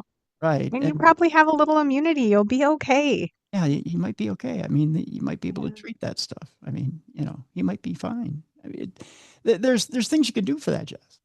I mean, yeah. There's treatments now. Wash your hands. That's one thing. I mean, wash your hands if you know of some people that have it. I mean, it's still going around. Don't get me wrong. I mean, but it's not as potent either as it used to be. Right. Exactly. I mean, the reason it was so bad is because it was a novel virus. Our bodies had never experienced it before. But this is 6 years later. It's like he just came out of a time machine or something. He thinks he's in 2020. Right. Yeah. Yeah. But I doubt you get it from Chinese food, because if so, I would have it every other week. Same. Yeah. Yeah. And boy, I know some delicious Chinese spots, by the way, too. And I do love Chinese. That's my favorite. I would hate to boycott those spots. I really would. I would name them here on air, but they don't advertise. I love all the food, though. I love food. Like, I kind of like to lose a little weight, like not a lot of weight, just a little weight, but I can't because I'm just like, oh my God, food. It's so delicious. Well, okay, I'll name one of them. Yangtze Restaurant over in St. Louis Park. Now, are they good? But like, I hadn't been to Yangtze for a couple of months, right? But the minute I came through the door, the owner goes, "Oh, but he has this very low, very rich baritone. It's been a long time. Haven't seen you in a long time." Right? Oh, he knows, yeah. Yeah, I mean, he knows me just by my face, right? Because back when we worked over at iHeartRadio, he'd see me once or twice a week. Like, I'd go over. Oh yeah, that was a go-to. Yeah, so but I would go over and I would eat with the employees. Little secret to you guys, they don't eat what we eat. So I would ask for what the employees ate, which was, it was a simple bowl of vegetables and chicken. Right. So they would make this simple bowl of vegetables and chicken. So I would get that for lunch. And it was lightly seasoned. I don't know what the seasoning was, but it was delicious. So I'd ask for the employee special. I'd go in and get the employee special, and he'd charge me a special price for it. And he'd laugh and he'd go, "No one's supposed to know about that." Well, they know now. I'll give to you, but no one's supposed to know about that. Right. But I'd go over and like, if I'd go over a couple times a week, 2-3 times a week, he'd give it to me every day. So yeah. But then when I go for dinner, I'd order up the menu. But yeah, if I go over for lunch, I get the employee special. So it was, they treated me really well over there. They treated me like family. So they need to make you clean the bathrooms for that. Right. They should have made me do some work for that. Do the dishes. Right. But it was, so good. I crave that sometimes because it was so healthy. It was so. I just love, Chinese food to me, it's just fresh. Mm-hmm. So I don't know how you can hate on it and try to, beat people inside with a shovel. That's crazy. I don't know. Eventually, with this story, deputies managed to de-escalate the situation, took Jarvis into custody with this. According to investigators, Jarvis said while being transported, "I had to destroy that restaurant. All Chinese restaurants are going to release a new strain of COVID on July 6th. Oh. This guy is so out of it. Bless his little broken heart. He's a mess. He says, "I'm a prophet. I'm trying to save everyone." That's what it is. Medication will take care of that. Now, Jarvis faces charges of assault, aggravated battery with a weapon, burglary, and criminal mischief. He's being held without bond, as he should be. So that's the name of that tune right there. But a little therapy and a little medication goes a long way. It does, yeah, it really does. All right, this food story, and then we go to not safe for work for the next one because it's got a little extra twist to it, literally. This next one, okay, I'm going to show you this picture of this woman. I'll tell you this much. I would do anything with her pickle, including tickle her pickle any day. I'll just put that as She is a hottie. I'll throw that disclaimer in here right now. Her boyfriend, by the way, absolutely nuts. I'll just tell you that. This woman that I just showed you, Jess, was charged with felony pickle assault. Oh, really? Getting him with a pickle. Or a jar of pickles. Oh, this guy, by the way, absolutely crazy. When officers arrived on the scene, there were pickles and pickle juice scattered across the apartment. All right. That's the, I'm setting the scene. Domestic violence by pickle jar. That's right. And Kaylin Blaine's boyfriend and cohabitant had a knot on the top of his head where she allegedly had clobbered him with a glass jar of the briny delicacy. Wow. I feel like you could actually kill someone with a jar of pickles. They're heavy. You can. Have you ever seen a jar of the Milwaukee pickles? They're like this. Oh, they're huge. Right. You could kill a guy with those. Oh, for sure. Yeah. According to police, the 32-year-old Blaine and 34-year-old victim argued on Monday morning about the cleanliness of their Clearwater, Florida apartment. Yes, we're going to Clearwater, Florida. I'm shocked it's in Florida. Blaine and the man have dated for 6 years and are parents of a 2-year-old girl. After being accused of making the mess, Blaine reportedly got agitated. This is, first of all, guys, that's your first mistake. Never look at a lovely woman and go, did you make that mess? You done screwed up right there. That's right. Never criticize a woman's housekeeping skills. That's your first mistake. Blaine reportedly got agitated and grabbed the jar of pickles, picked it right up, from which she had been noshing around 10 a.m. You might be guilty of having a second bun in the oven here, buddy. So that was probably your second mistake. Blaine then allegedly struck the victim in the head with the jar, resulting in the pickle splatter observed by police. She's quick-tempered. Yeah. Well, anger management issues in this episode, Tim. That's right. Blaine, who declined to speak to cops, was arrested for aggravated assault with a deadly weapon, which is a felony, and booked into the county jail. The pickle jar weapon was not seized by police, probably because they weren't hungry at 10 a.m., especially for pickles. Blaine was released from custody on her own recognizance that night, and a judge had ordered her to have no contact with the victim. Blaine, in the company of law enforcement, will be allowed a one-time visit to the home that she shared with the victim for the retrieval of her personal belongings. I don't know why she has to move out. He's the one who criticized the housekeeping, which presumably could include the pickles in question. What about the kid? I think the kid was home. That's so sad. Can you imagine? They're just sitting there watching their Bluey. Right. Yeah. All of a sudden, your mom attacks your dad with a pickle jar. You never look at pickles the same again. Right. Yeah. You just see pickles all over the floor and you start bawling as a kid. Yeah. You're like, pickles killed my mom and dad's marriage. Yeah. For the rest of your life, you see a pickle jar and you have that, little flashback. Yeah. To core trauma. See mommy attacking daddy. Yeah. It's just horrible. All right, it's time now for Not Safe for Work. With the Not Safe for Work, you want to take your kids and hide them away from any pickles or anything having to do with this segment. If you're listening around the boss, you probably want to take a pickle and shove it where the sun don't shine, because the boss is probably not that great to either. But you want to probably keep them away from this segment as well.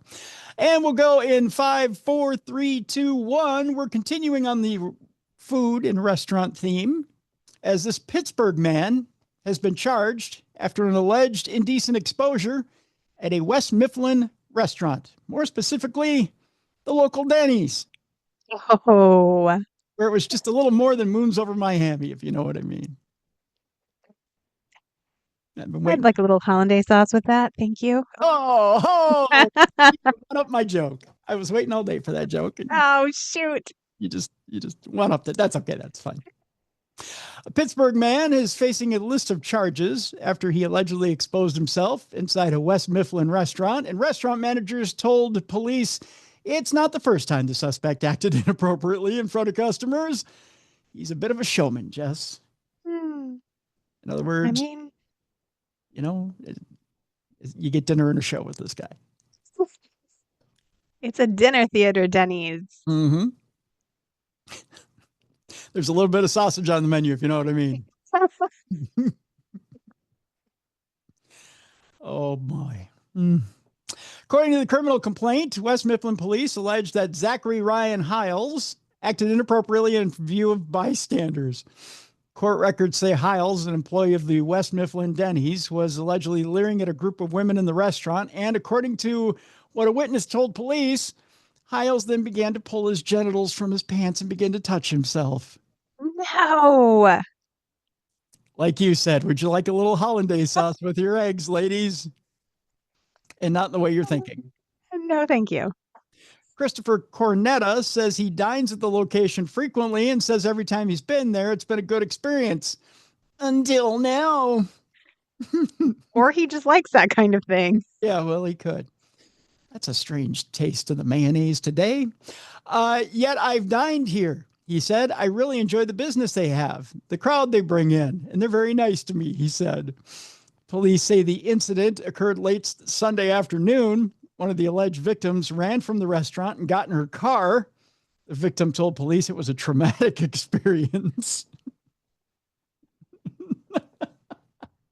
I don't mean to laugh. Gosh. According to the criminal complaint, Hiles was told by his manager that he needed to leave for the night. Just for the night, though. You can come back and do your shift tomorrow. I need a brief break to, relieve some. I feel like that would be like you could fire him after one time. I think so. The manager, according to court records, told investigators that this was not the first time Hiles had made inappropriate comments or actions. Restaurant management said Hiles' employment has been terminated. It took you that long? Oh, man. Something has to be done ASAP, and if they don't take care of it here, he's going to do it at other restaurants, Cornetta said. Hiles is awaiting arraignment on multiple charges, including indecent exposure and harassment. There should be something kind of marked on his file, maybe not eligible to work with the public. Yeah. Right? Maybe a nice telemarketing job. Maybe filing papers. Yeah. Really anything that he does, assembly line somewhere. Yeah. Our next story, Jess, is a little sensitive in nature, but it makes you think when it comes to inventors, what really goes through their minds. Have you heard this story, by the way? I don't think so. Not based on your intro so far. This is the most odd story of the week. When back in the days when I was doing radio and you would get these ads that would come over and they're called PI ads or per inquiry ads. Mm-hmm. And a lot of times it's a product that's put out there and you get paid, or you get paid basically as a radio station per ad and whatever inquiries they get to their 800 number. Right. So you don't get paid per airing, but you get paid based on how many inquiries they get, right. how many they sell, pretty much. One of those ads was Squatty Potty. Oh, yeah. You remember the Squatty Potty? I do. Yeah, I remember the Squatty Potty. Okay, so the Squatty Potty, the basis is that, if you lift your feet, gravity takes over and it helps you do your business. Yeah. Brilliant, actually. Yeah, brilliant. But I always had that thought in the back of my head as those ads played on radio and on television. What kind of a weird mind had to come up with that? Right? I mean, obviously someone who was in need, I get that. But also, was it a weirder mind that came up with that? Yeah, who was sitting around thinking about that? And they were like, I know. Right. Our questions have been answered this week. Really? The feds have arrested the Squatty Potty co-inventor on child abuse sex material charges. No. Yeah. Oh, no. Robert Edwards was arrested earlier this month following a 4.5-year investigation. He pleaded not guilty on a charge of receiving child pornography. Sometimes brilliant minds are also filthy ones as well. Well, when his brilliance is all about taking a poop. Yeah, right. I'm sort of not that surprised. Right. The co-inventor of the Squatty Potty, which was once featured on the ABC hit show Shark Tank, faces charges of allegedly receiving sexually explicit images of a child. That, according to a Monday release from the Justice Department, announcing an unsealed indictment against the business owner. Federal authorities arrested 50-year-old Robert Edwards of Ivins, Utah, earlier this month after a 4.5-year investigation showed that he had left 4.5 years. First of all, it wasn't just a 30-day investigation and then done. This is 4.5 years. That's really wild. You just be watching someone for that amount of time, knowing that they're doing something really bad. Yeah. I mean, they wanted to make sure the case was solid, right? But 4.5-year investigation showed that he allegedly and knowingly received multiple images of child sex abuse material, according to the DOJ. Edwards first came to the Fed's attention back in March of 2021 when an undercover FBI agent joined a group chat used to trade CSAM and noted that participants viewed abuse videos streaming on the chat's main screen. The DOJ said the agent noted that participants were visible during the meeting, including a man later identified as Edwards. In addition, FBI agents suspected last May that Edwards was purchasing CSAM via PayPal, which led them to execute a search warrant in November. Huffington Post has reached out to Edwards' attorney, but no one immediately responded. Edwards is best known to Shark Tank fans as the co-creator of the Squatty Potty, a stool that props up the legs to support or supposedly ease bowel movements. Edwards and his mom, who is the co-inventor, made a deal with shark Lori Greiner in November of 2014 that led to the product eventually achieving total lifetime retail sales exceeding $260 million. Wow. That's a lot of money. All right. Next story. A Kentucky man covered in fur is arrested after allegedly being caught after having sex with a deer. Him. Why are you telling me this? Because I want to show you this picture. This is what a man who does something like that looks like. Where are his eyes looking? Oh, he looks like straight out of a horror movie. Doesn't he though? Doesn't he look like the typical guy who's drinking in a bar in northern Minnesota? Oh man. I saw this story and what you have got to be kidding me. But this, okay, so I always, whenever I make a joke about Kentucky, people tell me, oh, people like from Kentucky or nothing like that. Hence, I read this story. Is that where he's from? He's from Kentucky. We go to Henderson, Kentucky. Now I'm going to get emails. A Kentucky man was arrested after he allegedly engaged in sexual activity with a deceased animal. Now, normally I don't read these stories because they're gross, but I'm going to skim over this very quickly. Alan Osborne was taken into custody after he allegedly engaged in sexual relations with a dead deer. When speaking with the outlet, the Central City Police Department said that a man was driving through an area in Muhlenberg County when he noticed a man allegedly engaged in sexual intercourse with a deer on the side of the road. And he didn't do it to get the deer to the other side. I'll tell you that much right now. One man's roadkill is another man's girlfriend. Yeah, sure. Go ahead and say it. Oh man. Oh yeah. Can't laugh at it. You'll cry at it, Jess. The witness then called 911 as he should. As he should. I'm laughing. I'm throwing up inside of my mouth multiple times. The story has it all. I'm running the gamut of my emotions right now. When law enforcement arrived on the scene, they reportedly found Osborne covered in deer fur and blood. Oh my gosh. Yeah. I mean, I hate to say better a dead deer than a dead person. So on the bright side. Right. I mean, his necrophilia was limited to the animal kingdom. Yeah. I mean, good for him. I don't know. There's bonus points.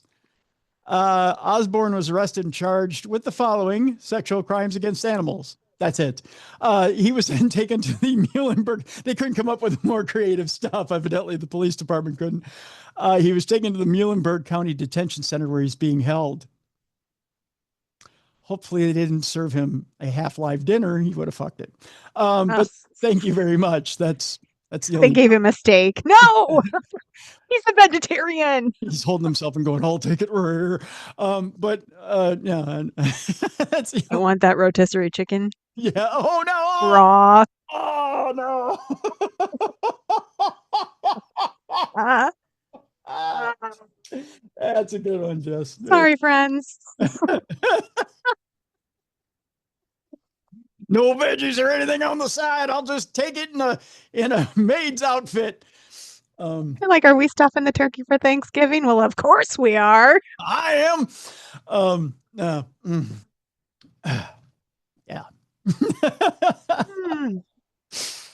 Oh, Woo. Mm. I've got one more horrible story. Can't be worse than that, Tim. Oh, you want to bet? Oh, no. And then we'll lighten it up. Then we'll get out of here. A Fresno doctor's medical license was revoked after sexual misconduct finding. A Fresno doctor is accused of inappropriately touching a patient's vaginal area with his ungloved hand and had his license to practice medicine revoked. Can't imagine what his excuse was there. The board handed down a ruling on Friday to strip the license from Victor Lynn Perry, who's a surgeon with about 2 decades of experience who practiced in North Fresno. He was found to have engaged in sexual misconduct and unprofessional conduct. The 59-year-old Perry was ordered to pay about $65,000 in expenses incurred by the board as it investigated the 2021 incident that led to a complaint of sexual assault. The license will be officially revoked on February 24th, which has already passed. Attempts to reach Perry by mail and phone were unsuccessful. Now, here's the accusation against Dr. Victor Lynn Perry. A patient visited by a North Fresno office to see Perry on September 21st of 2021 for a follow-up appointment after neck surgery. According to the board's records, she told him that she had sciatic nerve pain. He told her to do some leg lifting movements before asking her to lie on an examination table. His examination began by pushing on the front of her groin in a half circle motion, according to board's records. As he got closer to her pubic region, he began to say, "It's okay, you're okay, I'm just adjusting." She was wearing a menstrual pad at the time, which he pulled from her underwear before assaulting her with his ungloved fingers. She ended the procedure before leaving the examination room, handing a receptionist a note that said, "Dr. Perry just totally violated me," as she left, according to the records. Fresno police were not able to find Perry at any of the medical offices connected to him. The record showed they used cell phone data to track him to a Kerman location. Based on Victor Lynn Perry's pattern of life between the years of 2021 and 2024, it is this investigator's belief that Victor Lynn Perry was being elusive and deceptive, according to records. A second doctor who reviewed the examination reports also argued the examination amounted to sexual misconduct. Assembly Bill 1636 from 2022 bars a doctor found to have committed sexual misconduct from being able to regain a lost license in California. Well, thank God for that. So, No kidding. Like, that's brazen. And it makes you think that's not his first time doing something like that. no. But thank God she spoke up. So Yeah, good for her. Yeah, so that's that. All right. Let's get back to something kind of funny here. And a couple of funny stories before we're out of here. Governor Hochul of New York is letting a Long Island grandpa keep his pea-themed license plate in a win for dad jokes. I don't know quite how to explain the story or how this even got across the governor's desk. Oh my. But I will get to the story here in a second as my iPad is deciding whether it really wants to unveil the story or not. Governor Kathy Hochul spared a Long Island granddad's pea-themed license plate from getting flushed down the toilet after the DMV has revoked the tags. Is this 69-year-old? Is that how old this person is? Yeah. Motorist Seth Zigarowski had asked the Democratic governor to step in to pardon his vanity plate. You ready for this? Yeah. This is his license plate, and this is what got revoked by the state of New York. Pee before we go. It's brilliant. That's his license plate that got revoked. I love it. Why did if they didn't like it, why'd they give it to him in the first place? Right. Come on. Right. And Hochul answered the call on Tuesday afternoon hours before a web, or hours rather after a web report by the Post on the plea. So essentially, the state was going to revoke the plates. I find that hard to believe, or why that would even happen. What a silly thing to be upset about. It's so cute. Right. I again, I don't get why someone would look at those plates and be Offended? offended, alarmed. Yeah. How you could be driving down the highway and go, "Oh my God." Wouldn't you just see it and laugh? Like as soon as your brain made sense of what it was, you'd be like, "Oh, that's so cute." How many times as a parent have you said that to your children? Many. Right. So why is that offensive? I mean, we all pee. It's not like you even use bad language. It's just Right. I don't get why some people would see that on a, and you almost, and it's PB pee. or WEGO. I love it. So why? I mean, if you saw that on a Minnesota license plate, would you freak out? No, I wouldn't. I wouldn't think twice about it. No, I would be fine. If I'd freak out if I saw the guy on the side of the road doing the deer, but the license plate's perfectly fine. Would you freak out if the guy were peeing on the dead deer? I mean, let's combine the two. I mean, would that be? I think of worse stuff. I really can think of worse stuff. Yes, for sure. Yeah, on license plate, and I've seen worse stuff on license plates that they've managed to get past the DMV. But this is relatively calm stuff. Yeah, it's a dad joke. It's dad joke. cute. You'd say it in front of, I mean, it's not even offensive remotely. Yeah, people are weird. Yeah, very weird indeed. Everyone wants to be mad about something. That's right. Everybody has to have some sort of outrage, right? I mean, it's otherwise it's not, I guess it's not our world. Everyone has certain tolerances, I guess. P before we go. Okay. So where does Governor Hochul come in here? Well, Governor Kathy Hochul, I'm sorry. First of all, Bykowski says, it's a relief in so many ways. Get it? All safely now pee before we go here in New York. He says, Hochul personally called the West Hempstead man on Tuesday just to say you're in luck after he had spent weeks petitioning to hold on to his plates that promote hitting the facilities before buckling in. I loved it, she told Bykowski of this hilarious message, according to a recording of the video call. I think everyone should be permitted to pee before you go. I support the effort wholeheartedly, she told him. The granddad had sported the license plate for more than 5 years before the DMV sent a letter in January saying that they had to go, which I don't get that the DMV said that the license plates had to go. The letter stated that a recent review found the message to be too inappropriate for street use and ordered him to destroy the tags. The granddad complied by getting them off the road, but was planning to hang the plates as bathroom decor if his appeal. Oh, yes, that's so cute. Yeah, so he's going to put them up in his bathroom. After weeks of gridlock with the DMV, he then personally appealed to the governor. Bykowski said he should get the same treatment as New Hampshire resident Wendy Auger, whose own pee before we go plates were pardoned by former Governor Chris Sununu in 2019. In the end, Hochul said New York didn't think pee before we go had to go. It was heartwarming and good to know that the government stands up for our rights, not only under the First Amendment, but to laugh at ourselves and to laugh at others, Bykowski said. It was very much appreciated that the governor intervened. The dad joke king said he had driven through at least 15 states with the message and said no one was ever offended by it. Police even Yeah. People were just laughing. He's making the world a funnier place. That's right. He said police even pulled him over once and got a laugh. So it wasn't a big deal. All right.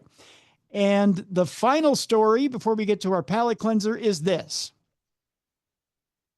A naked driver runs from a serious crash scene in East Hollywood, according to a bizarre video. Oh. And streaking. Here's a picture of him right here. There he goes. Just running, naked down the street. There's even a video of him doing it. Yeah. Oh, my. We go to East Hollywood, Los Angeles, where a new bizarre video shows a naked man running through the scene of a serious crash in East Hollywood. Los Angeles police say the streaking man seen in the video was driving one of the two vehicles involved in the crash.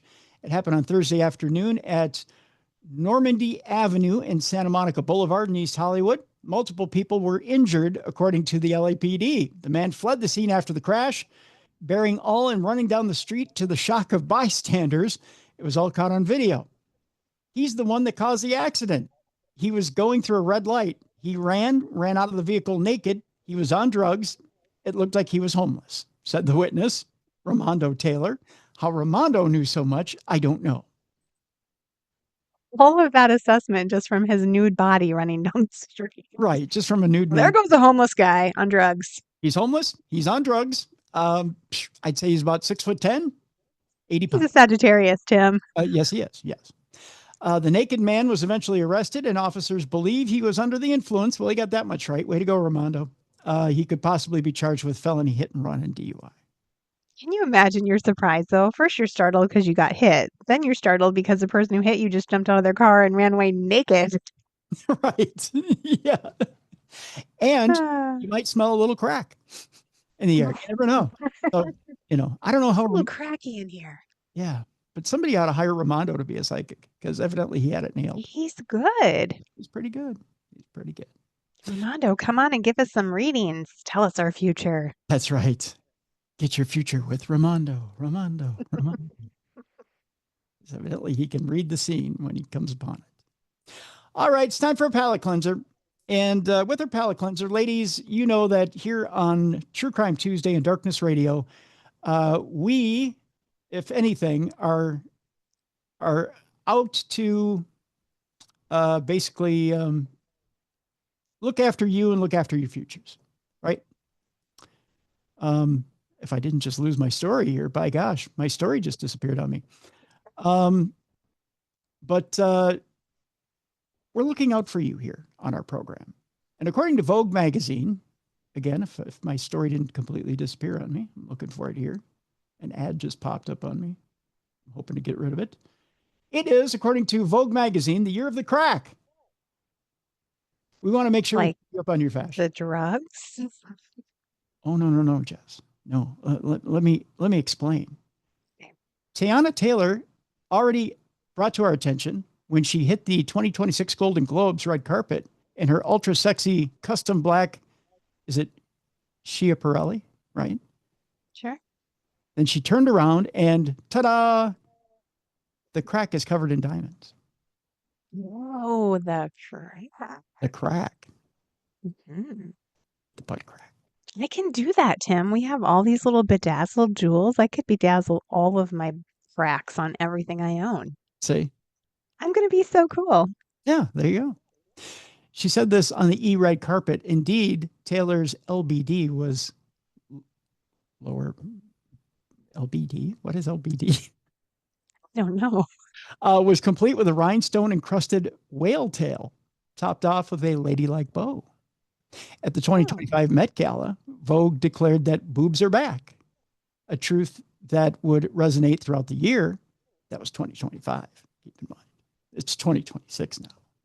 All right. So last year was about the boobs. This year it's about the crack. About the crack. So last year, the truth that would resonate throughout the year was heaving bosoms, both natural and man-made, appearing on red carpets everywhere. Now 2026 is shaping up to prioritize a different kind of cleavage. That's right. After Alexander McQueen's spring 1995 collection introduced the bumpster, the derriere-bearing look has enjoyed several resurgences, most recently in McQueen's spring 2026 collection by Sean McGurr. Alex Consani sauntered down the runway in a pair of ruffled red lace trousers, her bottom pushed up over the top of the leather waistband like breast in a push-up bra. Huh. Yeah. So all you plumbers out there, this is your year. Your wannabe. Yeah.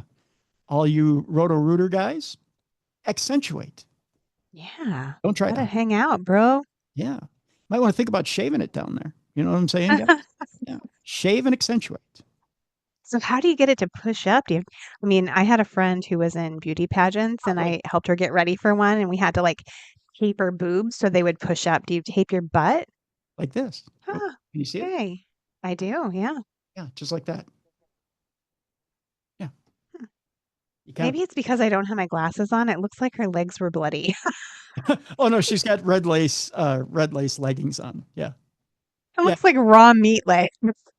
But she's got the waistband down just slightly so that Okay. and then the waistband's very tight so it pushes up the crack a little bit. There you go.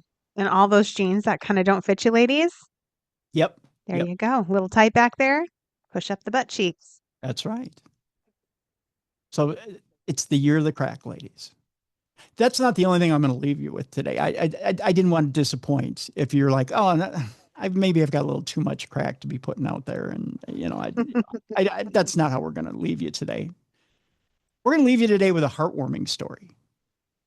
Have you heard of Punch the Monkey? And I don't mean like Punch the Monkey. I mean like, Yes, he's so cute. All right, we're going to talk about Punch the Monkey today. Oh, this is the best way to end the show. As there's an update on Punch the Monkey. Punch the Monkey, as you may not know, was a monkey who was abandoned by his mother. And Punch basically has a stuffed orangutan that he carries around with him because he's a little lonely and he needs a friend. Well, Punch the Monkey and his new pal are cozying up to a stuffed orangutan in a heartwarming new video that's out there now. Punch, the 7-month-old macaque who stole the internet's heart, has made a new pal at Ichikawa City in the zoo in Japan. And he's introduced his new buddy to the most important thing in his life. So he has a new friend in the zoo, and he had introduced it to his stuffed orangutan. Mm-hmm. In a heartwarming video shared on Instagram this week, baby Punch and his new macaque friend are seen hanging out as they both cozy up to Punch's stuffed orangutan toy. Baby Punch went viral last month after the zoo outside Tokyo shared footage of the young macaque who had become completely attached to the stuffed orangutan, cuddling as if he falls asleep and dragging it everywhere, despite it being bigger than him. After he was abandoned by his mother after his birth and lacking maternal guidance, Punch had trouble fitting in, as highlighted by a particularly heartbreaking video emerging last month where he was beaten and dragged by the older monkeys. The plush toy has helped him turn a corner. In the new video, a Japanese blogger who has been documenting Punch's adventures said she asked staff about the incident. The zookeeper told me the other day after the zoo closed, Punchy walked on a monkey's balls. That's why he got scolded. Yeah, that's why he got scolded. He walked on a monkey's balls. He didn't know. Well, He's just a baby. Yeah. She wrote that, adding the zookeeper told her he wasn't bullied. He was just learning the rules. He's a very mischievous boy. I feel relieved, she admitted. Well, I don't know if that's any reason to feel relieved. In the footage, Punch and his new friend are even seen sharing a bite, hanging out in a corner of the monkey enclosure and munching on tiny pieces of food they pick up from the stuffed orangutan. So he's got a little buddy now. Oh, that makes me so happy. Yeah, he's got a little buddy and they hang out with the stuffed orangutan. You know, that stuffed orangutan is from IKEA. Yeah, yeah. And you can't get it anymore. It's sold out. Yeah, everyone's been buying it. Yeah. Mm-hmm. I don't know if you saw Saturday Night Live this weekend, but Sarah Sherman did a little bit about being Punch's mom. Oh. And she acts like she's been on like the Jerry Springer show or on Maury before. And it's a hilarious bit. So, yeah. And then I'll have to check it out. Then Marcello shows up as Punch and does the whole, why did you give me up? It's kind of funny. It's a funny bit. So you can see it on YouTube. It's a funny bit. So that's our palate cleanser for today. Oh, that was a good one. Yeah, Punch has a buddy. So yay. Hey. So there you go. So that'll do it for today. That's Dumb Crime, Stupid Criminals. What's going on in your world, Jess? Oh gosh, I have an event I'm speaking at this week, Tuesday, Wednesday. So I'll be at that. And I just finished a book about witches.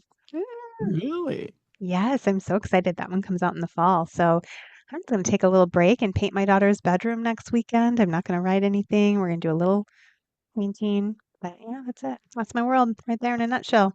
Nice. All right. Reminder to go get Brad Meltzer's new book, The Viper. We have a link in the description of the program. Very good book. Excellent book. Wow. Excellent book. What else? By the way, I went and had the smoked prime rib dinner Friday night at Jelly Bean and Julia's. Ooh, yes. It'll knock you off your feet. If you're here in Minnesota at 2501 Coon Rapids Boulevard, every Friday night, smoked prime rib dinner over at Jelly Bean and Julia's. Go try it. It's amazing. True Crime Tuesday swag, sweatshirts, t-shirts, mugs, desk mat, much, much more. Go get your True Crime Tuesday swag. darknessradioshow.com in the shop. Go get it. Support the show. Other than that, we're in the process of updating the Apple app for Darkness Radio. Look for the update. And that's about it for now. Tomorrow, Supernatural News. And then Thursday, an old friend stops by and we're talking time travel. Ooh. Yeah. So that's all this week. It's a huge week this week, Jess. That's a great week, Tim. You're Yeah. really Got a great week. really hitting some home runs lately. We're trying. But yeah, we started off with a bang this week. So it's going to be a great week. So that'll do it for this week. For Jessica Freeburg, I'm Tim Dennis. Thank you so much, folks, for continuing to listen and watch us and continuing to give us good reviews and rate us. And we'll see you tomorrow for Supernatural News right here on the best in true crime, and continuing to watch and listen to us here. I don't know. I'm screwing things up. We need to get out of here. Thank you for continuing to watch and listen to us here on the best in true crime podcasting. This is True Crime Tuesday. For more archives of True Crime Tuesday, intriguing content, fun events, and cool swag, check out darknessradioshow.com. The executive producer of Darkness Radio is Troy Palmer. If you enjoyed today's program, please make sure you like and subscribe. This videocast is copyrighted for the private use of our audience. Any other use of this videocast, including audio, video, descriptions, or accounts of today's show, is prohibited without the consent of Darkness Radio Management. Thank you for watching. And be sure to join us tomorrow for Supernatural News with Mally Fox.